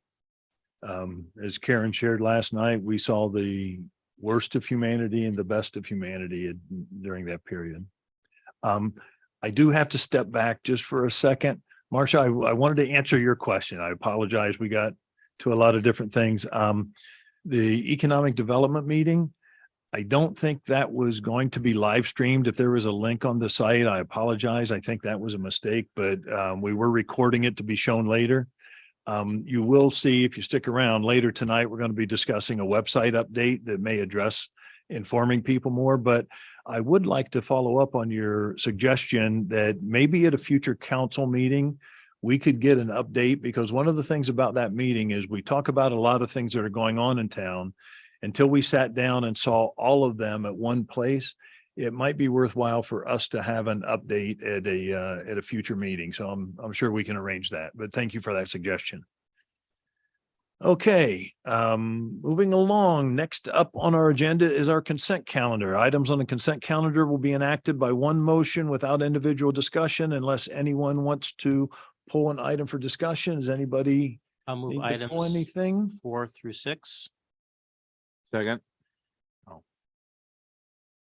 Okay, so I opened it up online. We have a motion made by Councilmember Alves, seconded by Councilmember, I'll correct it, Thompson? Or we'll leave it to Davis. Yeah. All right, awesome. As long as we move it along, we're fine with whatever way it gets recorded. Awesome. All right. So I'm gonna do an oral roll call. Councilmember Alves. Yes. Councilmember Davis. Yes. Councilmember Friedel. Yes. Mayor Pro Tem Thompson. Yes. Mayor Boyer. Yes. Motion carries 5-0. Okay. Next up, our favorite subject of the year. All Item right. number 7. PFOW discussion follow-up and staff direction is requested by Mayor Pro Tem Thompson and Councilmember Alves. So, All right. Adam, Good evening. the update. Brief update from me. Tonight we'll give brief overview on peafowl, otherwise known to contain peacocks, peahens, and peachicks.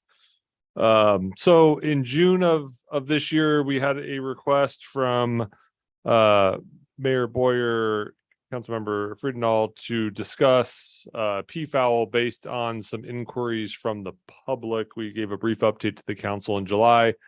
And our last council meeting had a fairly robust discussion on the history of peafowl in Southern California, the communities they're in, the types of activities for humane trapping or doing nothing at all, feeding, no feeding, how they're designated as non-feral domesticated animals, and what we should do about it.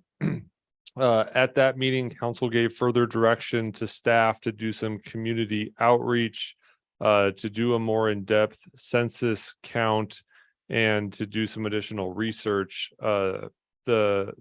The recommendations by council to staff were fairly broad. Subsequent to that council meeting, Mayor Pro Tem Thompson, Councilmember Alves requested an item be placed back on the agenda prior to that outreach to provide some more specific direction to staff. So with that, Mayor, turn it back over to you for those comments by the Mayor Pro Tem and Councilmember. Okay, guys, who wants to go first? I will go first. Go for it. Adam, thank you, and you have spoken very well. I would only have a couple things to say. I think there is a spirit among all of us that the herd needs to be thinned. And when we asked that, I don't know, a meeting or 2 meetings ago, there was a nodding of heads that yes, we need to get that done. We have heard from many of our folks here in town as to what they think about it. Some of the not so good effects that unfortunately some of the birds have on property and quality of life. And so we are hopeful tonight that a motion that I think that Michael is going to offer will at least get us to the point of beginning to thinning the herd and responding to some of the needs that we've heard. So with that, I will turn it over to Michael. Thank you, Mendel. I think, Mendel, you said it correctly. I think that we don't need to belabor this much more, but I would like to hear from the other council members as if they have any thoughts on this before I entertain a motion. Anybody else? Karen or David? Thank you, Mr. Mayor. I shared before and I'll repeat, I clearly appreciate and empathize with the owners who deal with the birds on a day-to-day basis. I can't imagine having to do that, and the damage to sounds, all the definite documented evidence of what the birds are creating. I do struggle terribly with trying to understand whatever proposal comes up, what's the right number? How do you decide whether bird A, bird B is the one that gets removed? If it's luck of the draw, whoever, whichever one walks into the cage, whatever the process is. I struggle with establishing a program that means we are forever burdened with the fact that we are now chasing PFAL for the rest of our existence to maintain such a number. Whatever that number determines, if it's 1, if it's 100, if it, whatever the number is not important. It's, are we prepared to marry this program? Are we prepared to enforce it? Who's going to enforce it? How are we going to do this? It's going to be a daily thing. We have adults we can't track that live in uncivilized conditions around town, and the laws don't even allow us to deal with that, and they won't be dealt with. What do you do with a bird? Okay, I don't get it. So I struggle with enlisting in a program that we have forever. That's not a, it's an unbudgeted burden. Are we going to enforce it? Or are we going to just write an ordinance that is there in case we need it in a toolbox, but doesn't happen? I don't understand how we're going to do this. So I cannot support a reduction and then a continual project. I can support either we coexist with them. I don't do that, so I can relate to the people that have to. And so I'm not promoting that necessarily, or we eliminate the birds, but I can't figure out how we do an in between. Okay, thanks, David. Karen? I share many of my colleagues' concerns just because trying to see the way forward that while today, oh yeah, we're going to get rid of this many birds and everything's going to be fine. So what is the future thing? That's why I thought giving one of the suggestions I think you made, Mr. Thompson, before, making some funds available and allowing the neighbors to kind of come to a consensus amongst themselves, because they're the ones that have to live in it. And so what's going to be the best solution for them? Maybe, you know, one block, they want to reduce the number and the neighbors could hire the trappers, get the grant and do it and decide. But for us to be the PFAL police and to try to have to do that in perpetuity, I think that there are other things that maybe need to be looked at. So I don't want to necessarily put us in that role of having to always maintain X number, but maybe making some funds and resources available for the neighbors to make those decisions. Okay, and then, you know, I'll only share a conversation I had and a comment was made to me. Well, are we going to be trapping raccoons and skunks and squirrels and everything else? I think the most important thing to come out of this is that the public understand that peacocks are not protected. There was an understanding that peacocks were protected, but they are not. They're a non-domesticated wildlife is, I think, the official term.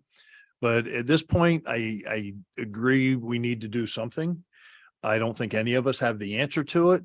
What I don't want to see is reports this thick on peacocks. But when the residents were here and the passion in their voices and the comments that they made, I understand the issues that they have. So I do believe something needs to be done. So with that, I'll turn it back to you for your recommendation. I'll go ahead and make a motion to undertake a one-time project to humanely trap and relocate and to determine the number of the existing PFAL pride to at least 50 total birds in the city. The geographic location and ratio of peacock to peahens of the remaining birds be subject to staff direction, and to direct staff to return to the city council in the spring of 2024 with an update on the project. For clarification, you said at least 50 birds. Did you mean at most 50 birds? Yes, 50 Or, birds. or is it a total of 50 left based on whatever we do? I think 50, take 50 out and reevaluate in the spring of how many are left, because when they're in hiding right now, they know we're going to do something. So the conversation on the council last time was if we pick a number to reduce by, we don't know what the population is, so we don't know how many are going to be left. If we pick a number that we want left, then we can report back on how many were removed. The catch 22, let's remove 50 and take a census after that. So is the direction to take out 50 and perform a census, or is the direction to do the census and take out 50? Take out 50 and do a census in the spring of 2024. Okay.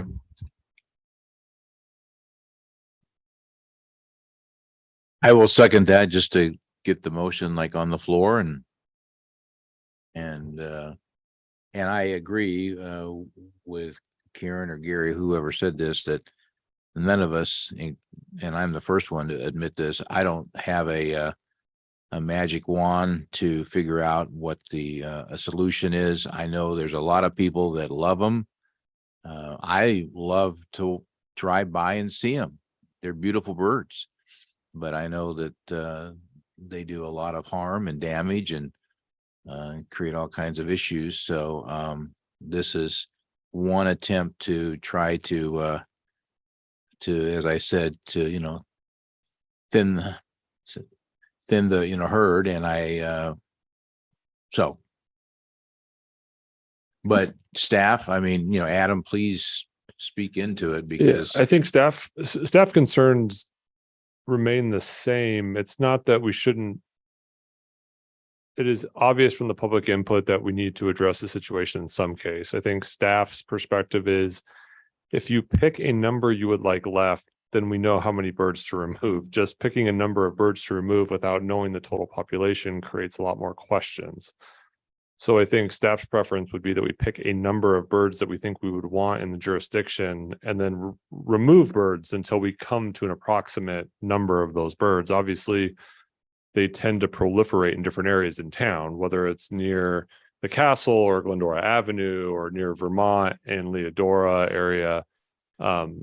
Staff can then work through those populations to ensure that there's a number left. Just picking a number and removing, the question then becomes, where do you remove those birds from? So staff is happy to implement whatever solution the council wants to move forward with. I think answering questions from the public about just picking a number becomes a little more difficult. Well, we have roughly somewhere between 70 and 80 as a guesstimation when they did That the is, count. so just for clarity, they counted 70 birds, but that as Nicole represented from Inland Valley, that's not a census count. So at the time, the last council meeting, staff recommended that we would move forward with a comprehensive count in January because it's not during the mating season. You don't have the loud calls. The peacocks are not as aggressive and pecking themselves in car mirrors to fight over the peahens.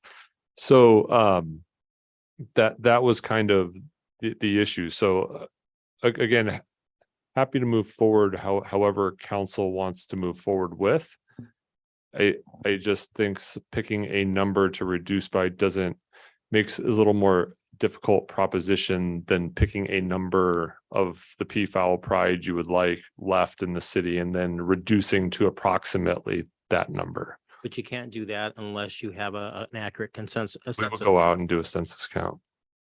We would have to as part of this. So when would you do that census? As soon as possible. So then just basically on the numbers that we were told that may or may not be correct. I think there's probably closer to 200. I mean, I've worked in Rancho Palos Verdes before, and I will tell you, you see about the same, and their numbers are 250. But to be clear on the numbers, what Inland Valley did is when they were out here for a variety of different things, they counted what they saw that day. They may very well have counted the same 20 birds 12 times. So the number is arbitrary. I think those of us that live in those neighborhoods have an idea how many there might be, but even those of us that live there, we have, we don't know, we disagree on what the numbers are. So again, I guess, my question to you, Adam, is there a recommendation on, I mean, this is the tough thing for staff because you guys have a lot of important stuff to be dealing with. And this is. Sure. I think when the public commented the last time, it's really the mating season that becomes the bigger issue, and the mess that some of the birds leave right on some of the areas where they tend to gather, and that's year round. And for lack of a better term, peafowl scat can stain concrete and benches. And we've seen a number of those reports, and it's during the mating season that the males are more aggressive and loud. So from a staff perspective, we look at other cities to be informed. Rancho Palos Verdes goes off a count of 2,000, which is 250 birds by geographic location. The city of La Cañada Flint Ridge allows 9 birds. They've never had as large of a population, and the most they remove in any year, I think, is 5 to 10 birds. Again, the birds are not killed when they're removed. I think it's important to note, as the councilman mentioned in his motion, they are humanely trapped and put out into a larger pasture where it's peafowl heaven. So that's what we're saying anyway. No, I honestly think there's a state process by which they have to be done. So if we were looking at a total of, I don't know, throw out a number, staff would ensure that the current geographic locations that the birds are in, there remains a presence of those birds in those areas. The makeup of peafowl, of peacocks to peahens, you have less peacocks than peahens because of the mating habits of peafowl. We typically don't do trapping too early because they don't trap some of the pea chicks, which is deemed inhumane, or the pregnant, or when the birds lay eggs, I should say, the peahens. So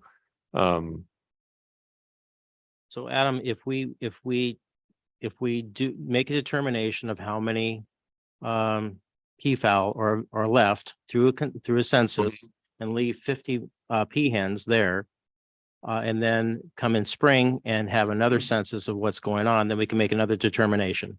yeah, the biggest challenge with the increase, I think, has been COVID and people feeding of the peacocks, which required us to put up additional signs. The more food there is, the more peacocks there are. So then I'll amend the motion to be clear, because maybe I wasn't clear in how I read it, is to have a census done and leave 50 peahen. 50 peacocks, a mixture of peahens and peacocks. Yes, and let staff determine the ratio. That is direction that we can move forward with. Yes. I would second that.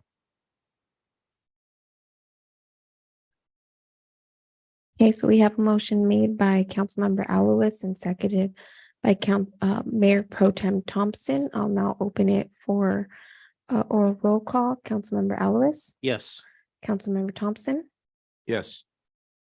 Councilmember Davis, No. Councilmember Freedom, No. Mayor Boyer. Yes. Motion carries 4-1. 3-2. 3-2, sorry. And just to be clear, this is a one-time, this is not a permanent. One time. Okay. How do you keep the number at 50? Have no idea. We'll report back as soon as we have actionable items. Thank you. Okay, let's move on to things that make sense.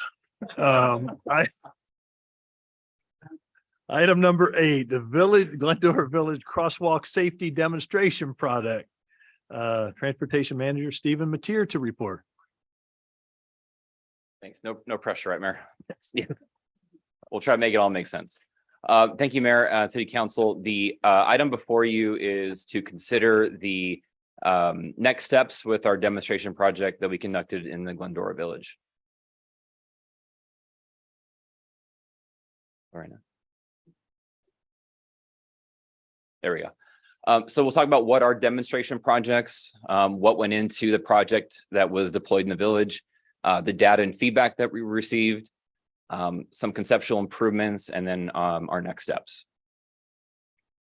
So what is a demonstration project? This is first and foremost, it is a public outreach tool. When we do a traditional workshop, we're lucky if we get maybe 10 to 20 people showing up. Through every time that we've done one of these demonstration projects, we've reached 300 to 500 residents. So this is really a great way to engage with the public on what we're doing right, and what we're doing wrong. They're very easy to implement. They go in within a day. They use low cost materials. As I mentioned, they're there to test improvements to see what they look like in the real world. And also to guide what we do in the future. So lessons that we learned in the past, we can apply going forward to other projects. So in the village at the 2 mid-block crossings, we implemented curb extensions. What curb extensions do is they allow pedestrians who are crossing to have a shorter crossing distance. Also allows for greater visibility for pedestrians to see oncoming cars and likewise for cars to see pedestrians attempting to cross. The median refuge island allows a pedestrian to have a safe place to stand when a car fails to yield, which as you'll see, that was been an ongoing issue in the village. And lastly, we had an opportunity to do some landscaping to show again if there could be some aesthetic upgrades as well as part of these projects. So why did we do this project? One of the things we heard in the survey is a lot of survey takers didn't understand the need for this project. What we observed in looking at the data was that there's a high rate of failure to yield.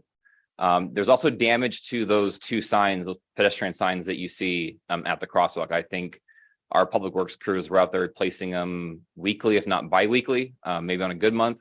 And that's time and money spent not filling potholes or repairing sidewalks. That's out there just bolting back a sign. Also, too, we're looking at ways that we can add to the village character. We do have, much wider sidewalks in the village, and there's an opportunity here with these curb extensions to add potentially more placemaking, landscaping, places to sit, or just enhance safety and beautification. So looking at the safety data over a 5-year period, which was most recently available, within the village area, there were 70 bike or pedestrian collisions. And there were 15 failure to yield citations. And I'll note on the yield citations, about 6 of those were generated on one day during a targeted enforcement. So I think that suggests that if we were to do more, you'd probably see a much higher, citations going on. And as I mentioned, there was damage to city property, the yield signs being routinely struck, as well as the parklet bollards being hit as well. So as I mentioned, a really great part about this project was the amount of stakeholders that we got to engage. We reached 369 responses, which is really a great way to get this project in front of people, to get their feedback, to see what works. Looking at the data, a lot of people drove or walked. Very interestingly, 49% would walk more if we had safer streets in the city. And that could be from comfort, from driver behavior, or inadequate infrastructure in their neighborhoods. 54% supported the curb extensions, and I believe about 51% supported the median refuge island. Overall, there was a clear majority support for permanent improvements. And I'll note that I would say in the written comments, a lot of them questioned and mentioned the need, but also that demonstration projects just don't look good, which is a fair criticism, and they're really not meant to look good. They're meant to be quick to showcase what they can and can't do. So in terms of the improvements themselves, this is the southern mid-block between Crust and Crumble, and also forget the real estate office that just left. Coldwell Bank. Coldwell, thank you. This is again conceptual rendering of what can fit here. This isn't a final plan, and what you see here is that landscaped median refuge island as well as the curb extensions. There is also a brick design crosswalk, which ties in with the other crosswalks throughout the village. And this is a cross-section view. So at the narrowest point, you would still have a 13-foot lane, which is well above a 12-foot standard lane, which is what Caltrans asked for. So we're still having, wide enough lanes for any vehicle to traverse through the village, while having, safety benefits that go along for pedestrians. And this is the one between the bus plaza and the Nelson's drugstore parking lot. And again, this gives you an idea of these curb extensions to be raised up to the level of the current sidewalk, and that we have the gutter to go underneath. You have the decorative brick crosswalk as well as the landscaping. And then here is the cross-section view of the plans. So to complete design, we would think it's somewhere between 60 and 75,000. Construction would be somewhere north of $400,000 for both projects, and that number can change depending on what we go with. If we remove the median and just did curb extensions, that changes the cost, for example, or we add landscaping and furniture. Again, all those things can change the cost. Eligible funding the city has is our local return, which is our transportation special revenue. And we recommend incorporating this into the People Movement Project. Sorry. And with that, staff would like recommendation and direction from the council on the next steps. So thank you. Okay, thanks, Stephen. Bring it back for questions, comments, Michael? Thank you, Stephen, for your presentation. I actually like this as presented, even with the shrubbery in there. I like the bulb outs. I think it's a safety thing. We have a major issue in the downtown with people driving way too fast.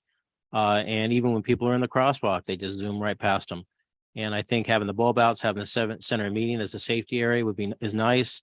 I do like the brick because it brings a higher class as well as delineates the walkway. I believe I'm in full support of how you have the layout, but just only in the crosswalk areas, nowhere else. Thank you.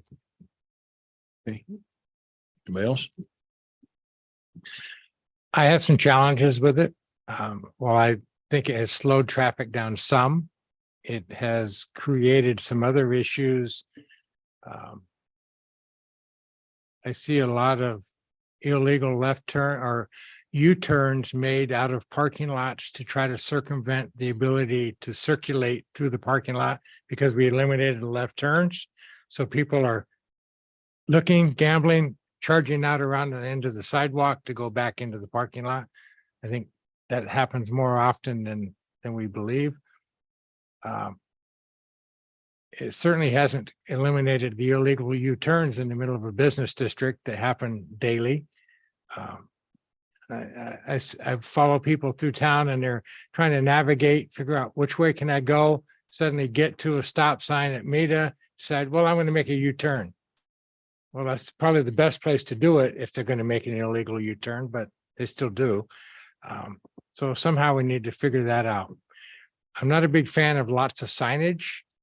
It's a busy street to drive through. You have to really pay attention now. You can't just go looking through. Of course, I'm guilty. I look at a couple of things when I go down through the village.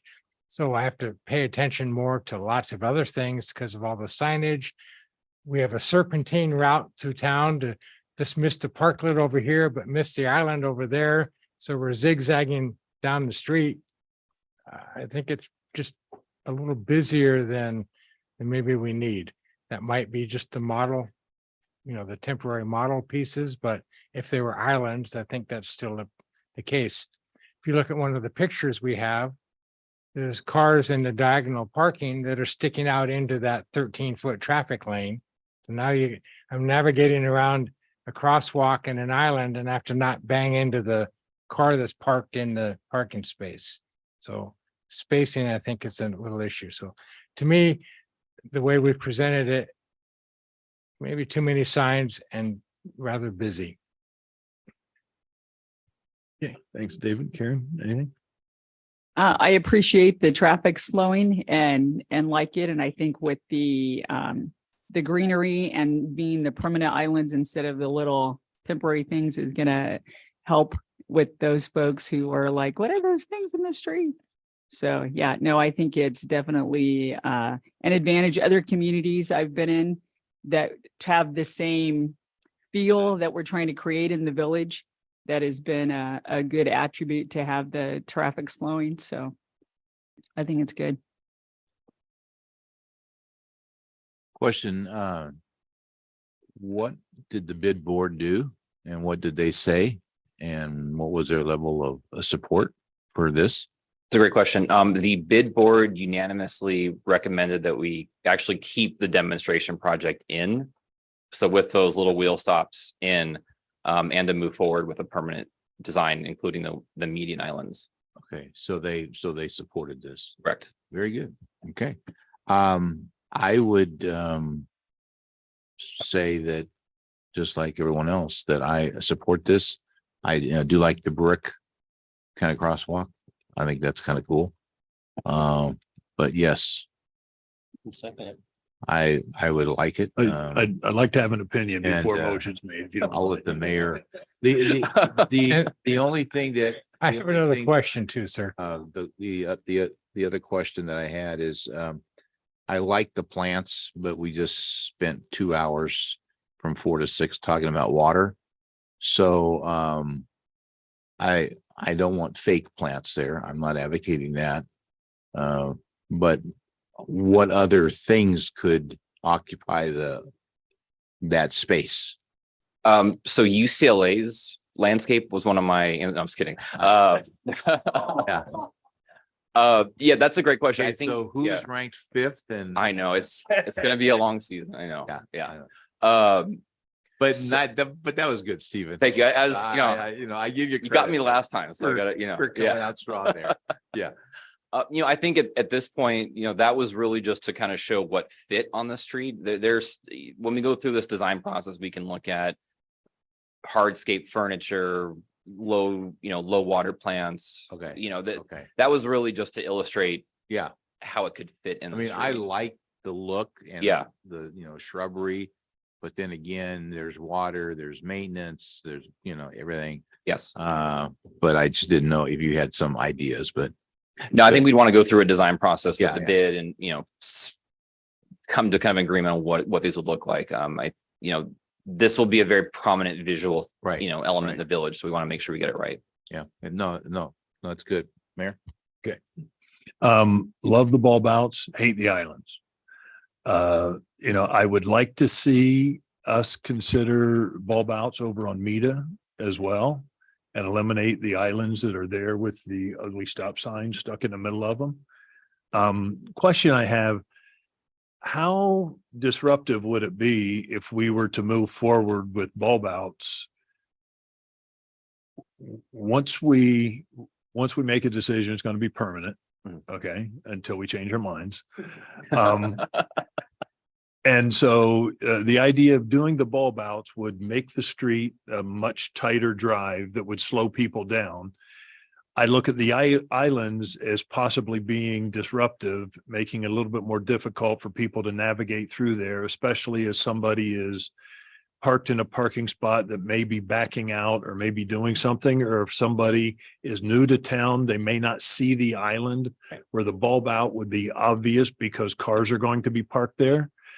So this has been a conversation that's been going on in the village as long as I worked down there.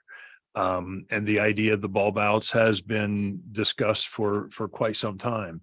So I would like to see us move forward with the bulb outs, as the islands could always be done at an additional time if we felt there was a need for those. But I'm just not convinced that once we have the bulb outs to narrow that street down to about 26 feet, there's going to be a need for an island for somebody to rest in the middle. The islands make sense when you're crossing a 50-foot street, 4 lanes of road.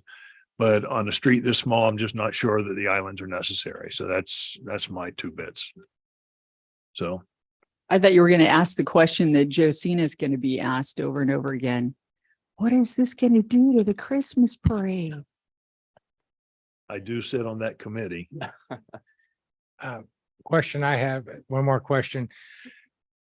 And I could enjoy the process of, I like the bulb outs. I'm not a fan of the island. So that would help solve some of that busyness and that serpentine problem. Knowing that delivery trucks use that street frequently because that's their way in and out. And looking at the concept he had, and if the island's gone, that makes it a moot point. But a left turn into the parking lot between Nelson's and the vault. The plan would need to measure, is that turnable? Yes, that's actually wider than what we have right now, or we had during the demonstration project. That the turn lane or the lane from it?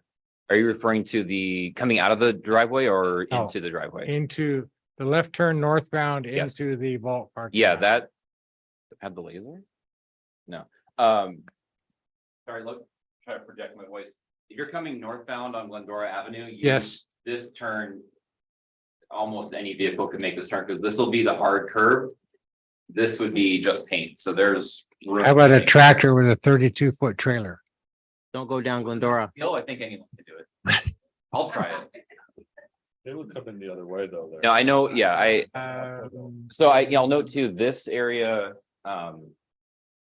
we striped this area as loading zone 2, as part of the Mead Avenue project.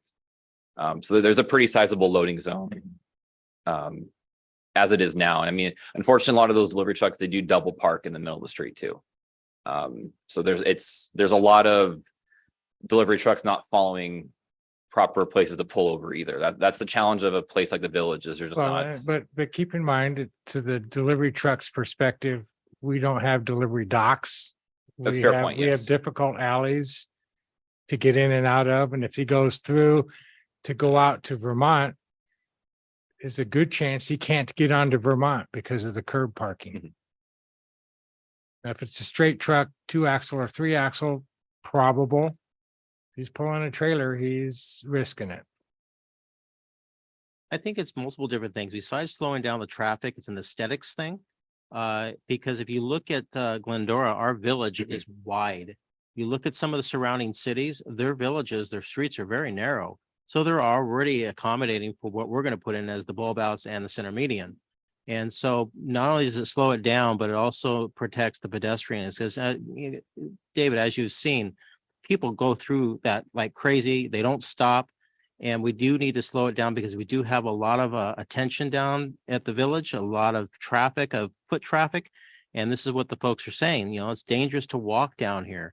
And I wouldn't recommend this for other parts of the city, but our village is something different and special. And I think we need to treat it as such.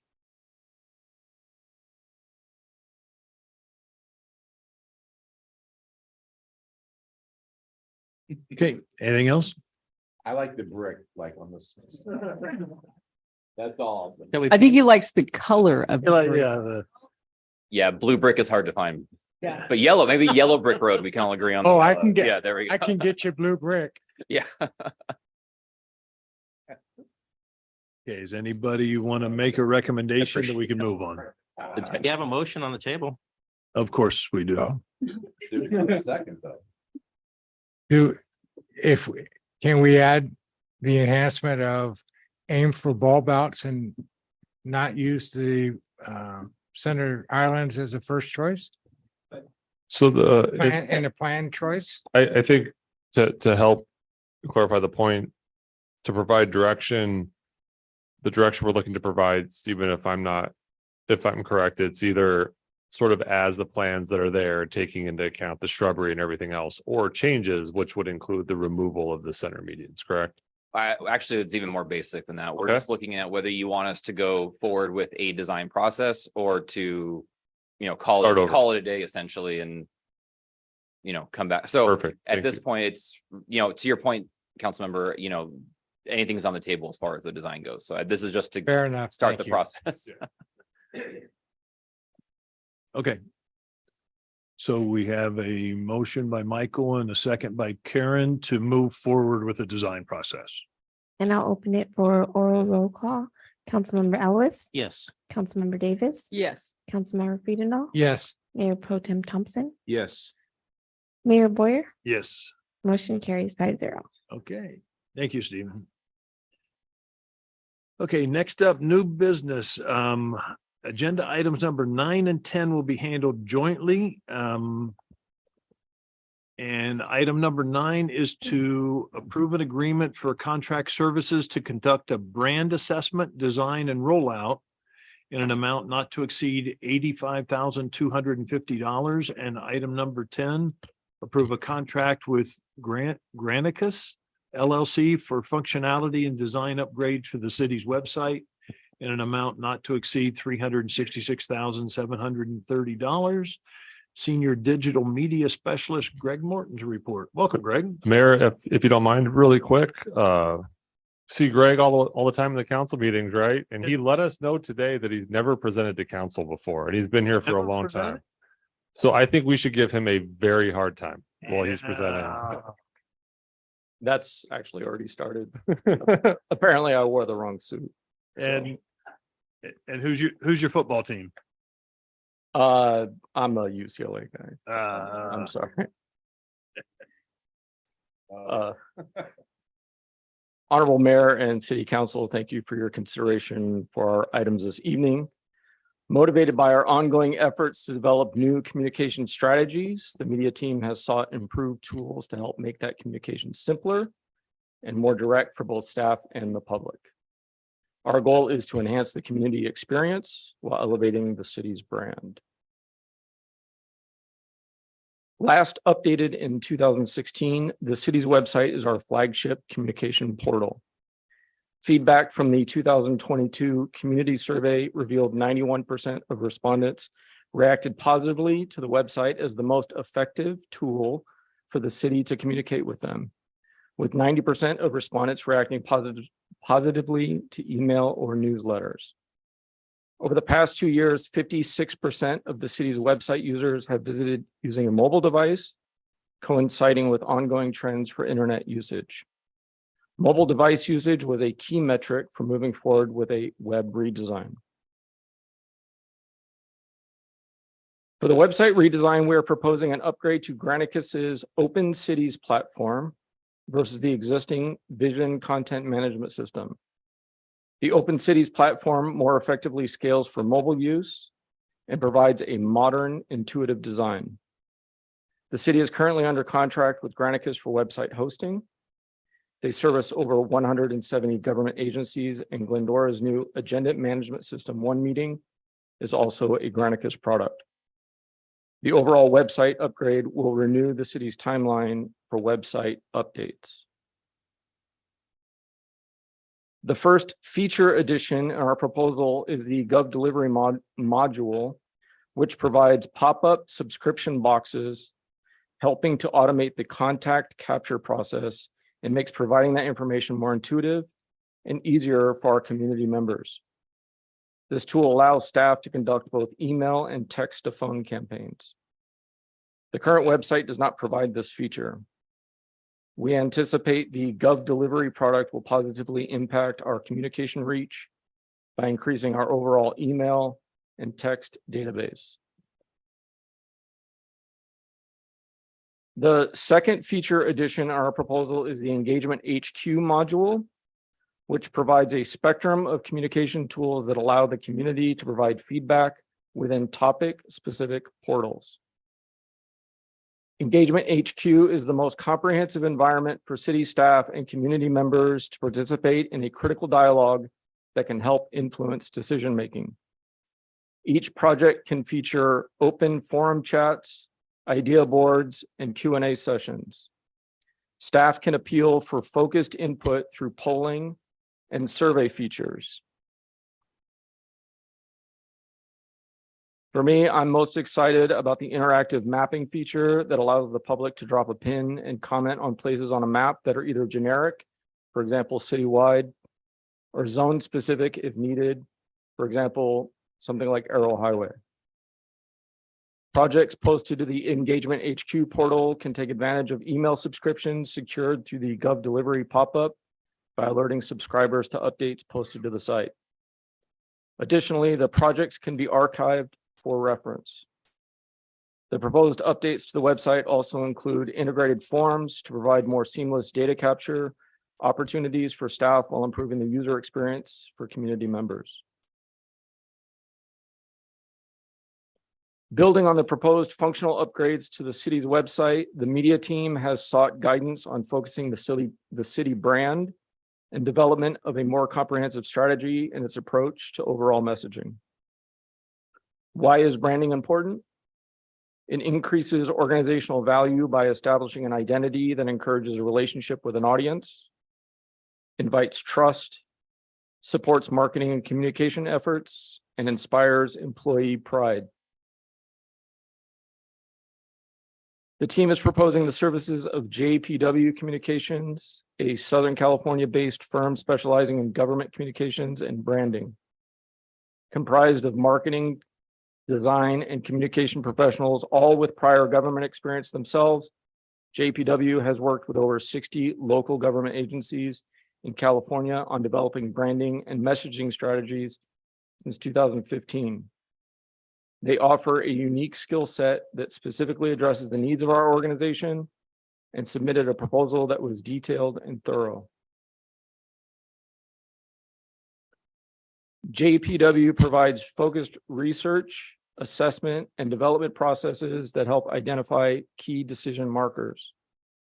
Executed over 5 phases, JPW will provide deliverables, including reporting and design collateral, as each milestone is achieved and agreed upon by stakeholders.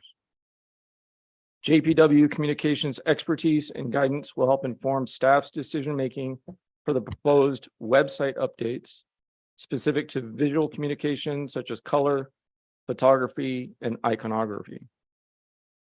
A comprehensive brand strategy is critical to the development of Glendora's communication plan that will guide us through the messaging challenges over the next 5 years and seeks to enhance current efforts. And with that, staff is recommending the approval of the contract for brand design assessment and rollout, as well as the Granicus contract for functionality and design upgrades for the city's website. And we have Jax Harris from Granicus, who is on the call if you have any questions, and I am also available for questions. Okay, appreciate it, Greg. Great job. Thank We you. need to have him do this more often. We'll keep him on the calendar. Wonderful. I'm so excited. Okay, bring it back. Go, Karen. Go ahead. Just a couple of questions on the engagement component. I'm assuming that there'd be some way that staff can limit that so that you're not getting volumes of response that then staff are having to sort through, or that, for instance, if Mr. Friedendahl went on there 10 times to put different comments, does it just let someone comment once, or how does that work? There's a registration process. It is also monitored, which Granicus provides that monitoring for us, so that that protects us from both some inappropriate content that may be on there. And my guess is with both the registration and the monitoring, that would limit people that are going on there and either commenting over and over again. That's also something that we would address as an organization. If someone has a need that maybe isn't being addressed, that we would kind of be alerted to that if we're getting repeated messages, and we'd focus our attention on addressing those needs. And then on the slide that was, I think, 1 or 2 back, where it had those 5 different things that they provide, is there a timeline for that? Yes, ma'am. The timeline.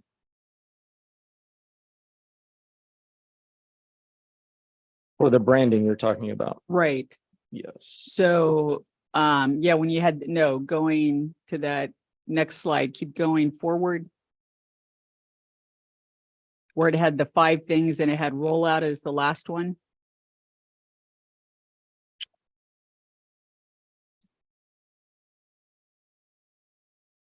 There you go. So when does phase 4 and phase 5, when would that be expected? That would be spring of 2024.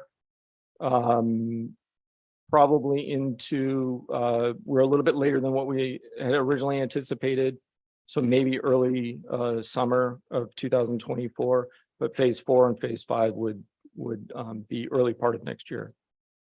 No, and even though, this is going to take it to the next level, I think a lot of what you've done already has really freshened up the city and our brand. Like even, for instance, in the screen, the watermark is something that, we've done in the last few years that we didn't do previously. Whether it was your idea or somebody else's, I'll give you the credit. So that in and of itself, freshens things up and makes it look a little bit more this century. So thank you. I will take the credit for that. Thank you. Mendel? Well, I was gonna kind of say the same thing as Karen on the engagement. That is just a great tool, but if it's not used well, then it becomes a real negative.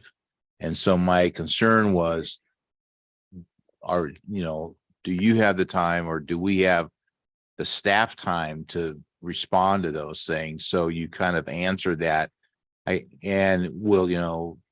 We've all been hearing AI, right? Mhm. So is AI going to be employed to possibly answer some of the basic questions that, citizens would ask? So we wouldn't have to have a person there to do that? Well, to be clear, not all of those features that are available in Engagement HQ necessarily need to be deployed on any one project page. So that's also another way that we can limit the amount of the type of feedback that we're getting and the volume of feedback that we're getting. For example, we could just do a survey. We could do idea boards. We can implement one or two at a time. We can implement them all if we'd like. From what I understand, and again, Jax is on the call, they might be able to better answer that question as far as AI. As far as I understand, it is human monitored. Okay. So some of those basic kind of questions or answers that can be given are likely to be given based on what we've provided for Granicus, kind of stock answers. So, but I don't think a whole lot of AI is going to be utilized in that specific regard. And I think that benefits us, to be honest with you, because I think that the community is going to be asking specific questions, and we're going to be wanting to provide specific answers. So I like both of these things and support it, and and I like what that does, but I've been on sites where you don't get an answer for hours, and it kind of loses its sizzle. Well, and the other thing is that when input is coming in, we can direct that input to staff so that they can answer it. So, and part of the overall outlook for communication internally is for staff to communicate better with each other. I think we do a pretty good job of that now. Right. There's always room for improvement. So, and as we build up maybe some staff that we've had the opportunity to do that over the past few months, where we can start kind of giving the opportunity for some of the office aid staff that we've got now can answer some of those initial questions, kind of get the ball rolling and then move it on down the road. That's part of the bigger scope of the communication plan. This is just one piece of it. And again, I would say that it's not our goal to roll out all the features for every project page that we have. For example, we were talking about the water rates earlier this evening. A project like this is perfect for that communication tool, but we're not going to roll out all the features. We're going to be very focused on what we're rolling out to get input back from the community. Good, great job. Thank you, sir. Thanks, Greg. Hey, Michael? Feeling okay? I'm great. time? This is all the tough questions. Should I put my glasses back on? Notice he puts his glasses on when I'm going to ask some questions. On the branding, is it going to be a variation of what we have or a complete redo? Everything's on the table. So it's going to start first with an assessment. We're going to do a SWOT analysis. We're going to meet with stakeholders. We're going to find out their JPW is actually planning a community drive-through to kind of learn about the community. That's part of the research and the assessment that they provide in phase 1. And so going into phase 2, those are the conversations that we have about what is on the table. I will tell you that for me, it's important to that we're sensitive to historical significance, right? So if we are making changes to what we have now, that we're doing it in a mindful way that is sensitive to historical significance. Thank you for that. The search engine internally is not the best. Is that going to get enhanced so it's easier to find stuff because we have a lot of information on our website? The new platform will help with that. That's a complex problem. It's not just one solution for that, because it's not just one thing that's influencing the internal search. Some of that is staff education. Some of that is the documents that are being produced and put on there. Some of that is the actual widget itself. It's an ongoing process. And I will tell you, based on doing the research for all of this, one of the number one complaints for government websites is internal search. Because our processes are so complex, we do so much. We have 7 or 8 departments that each do 100 different things within each department. The website has so much content that internal searches can never be simple. Yes, this will address some of that. We will continue to work with staff on addressing some of the things that staff can influence. And we'll continue to look for solutions to improve that. Yeah, because sometimes doing an external search for our internal information is better than the internal search engine. I agree. That's a point of frustration for me as well. Last question, and I don't know how relevant it is will this tie into our ERP system coming up for internal documentation and or reports that are generated by the ERP system that might be available to the public? So this is Tyler.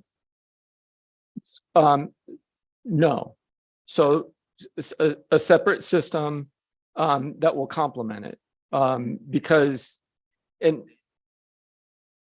Tyler comes with its own app that we can utilize and we can market. We can features that are on the website we can tie into, but there won't be I don't think there'll be a whole lot of integration there necessarily. Will there be a pick from the website to access that? I'm sorry. Will there be a pick on the website to access that information As a link? Links for sure, absolutely, and we could actually do that now with the website that we currently have.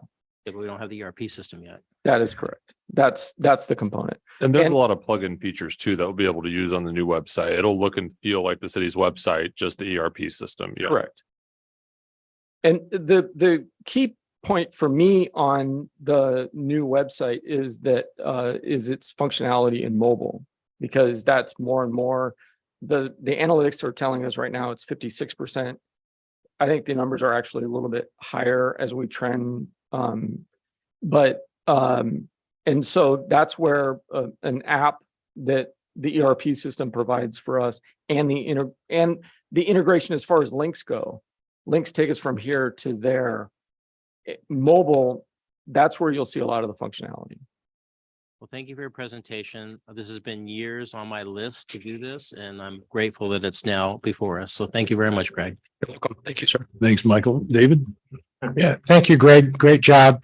I had a chance this afternoon to play with some of the sample websites, and even I could do it. So that was good. That was encouraging. And I had a question. You answered it already.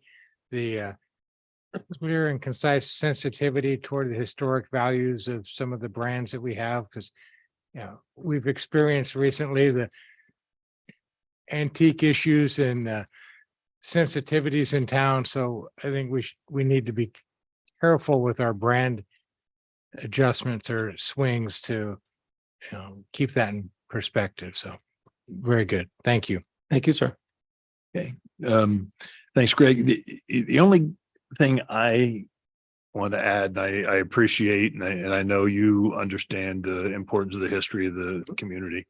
I went and checked out the companies we're talking about, some of the work they did. I had a chance to use some of the websites, and I came away with the thought that these people, I doubt if a lot of them even know who Gumby is. And they like to be young, hip, and cool. And we like to be old and relaxed and square. So there's a tight balance there, a tight balance. But I have for a while now, our city seal is sacred to the community, and I don't know the history of the seal. And we've got three banners on the seal that represent industry, agriculture, and residential. And the fact that really no longer represents the city of Glendora, I wonder if anybody else thinks it might be worth, as we're doing the brand search, worth having a conversation about, is it time to take another look at that? I don't know when the last time the city seal was changed. I'm sorry, the city seal was commissioned in 1955. Okay. We have just modernized coloring. We haven't updated the actual design itself. So yeah, that's our approach going into a brand assessment is that everything's on the table. We do want to be sensitive to historical significance, but we also don't want to limit ourselves in what our potential is for moving forward. And I think that JPW is perfectly positioned for us to assess that and possibly provide solutions that you're looking for. Yes, And- what? Yeah, during the centennial, it was played with a little bit and that conversation came up and it kind of died and didn't go anywhere, but there was that same conversation of, hey, that's not necessarily the focal point. So I think that would be a good question to ask as everything's being looked at. Absolutely. Yeah. Also, shameless plug that Craig Gill and I did a documentary on the city seal. It's on the city's YouTube page for everyone to go and watch it. Just shameless. I'll have to go check that out. Okay, I appreciate it. At this point, we have a motion by Michael and a second by David to approve our $85,000 for our branding consultant and approve a contract with Grand CS LLC for website upgrades. I will now conduct oral roll call. Councilmember Alves, Yes. Councilmember Davis. Yes. Councilmember Fidenol. Yes. Mayor Pro Tem Thompson, Yes. Mayor Boyer. Yes. Motion carries 5-0. Okay, thank you you. very much. Good job, Greg. Okay, that concludes our agenda. I'll bring it back to council for any additional comments or statements. No? Adam? Well, we will adjourn our evening, our meeting tonight at 9:04 in memory of former Chief Rob Castro. Thank you, everybody.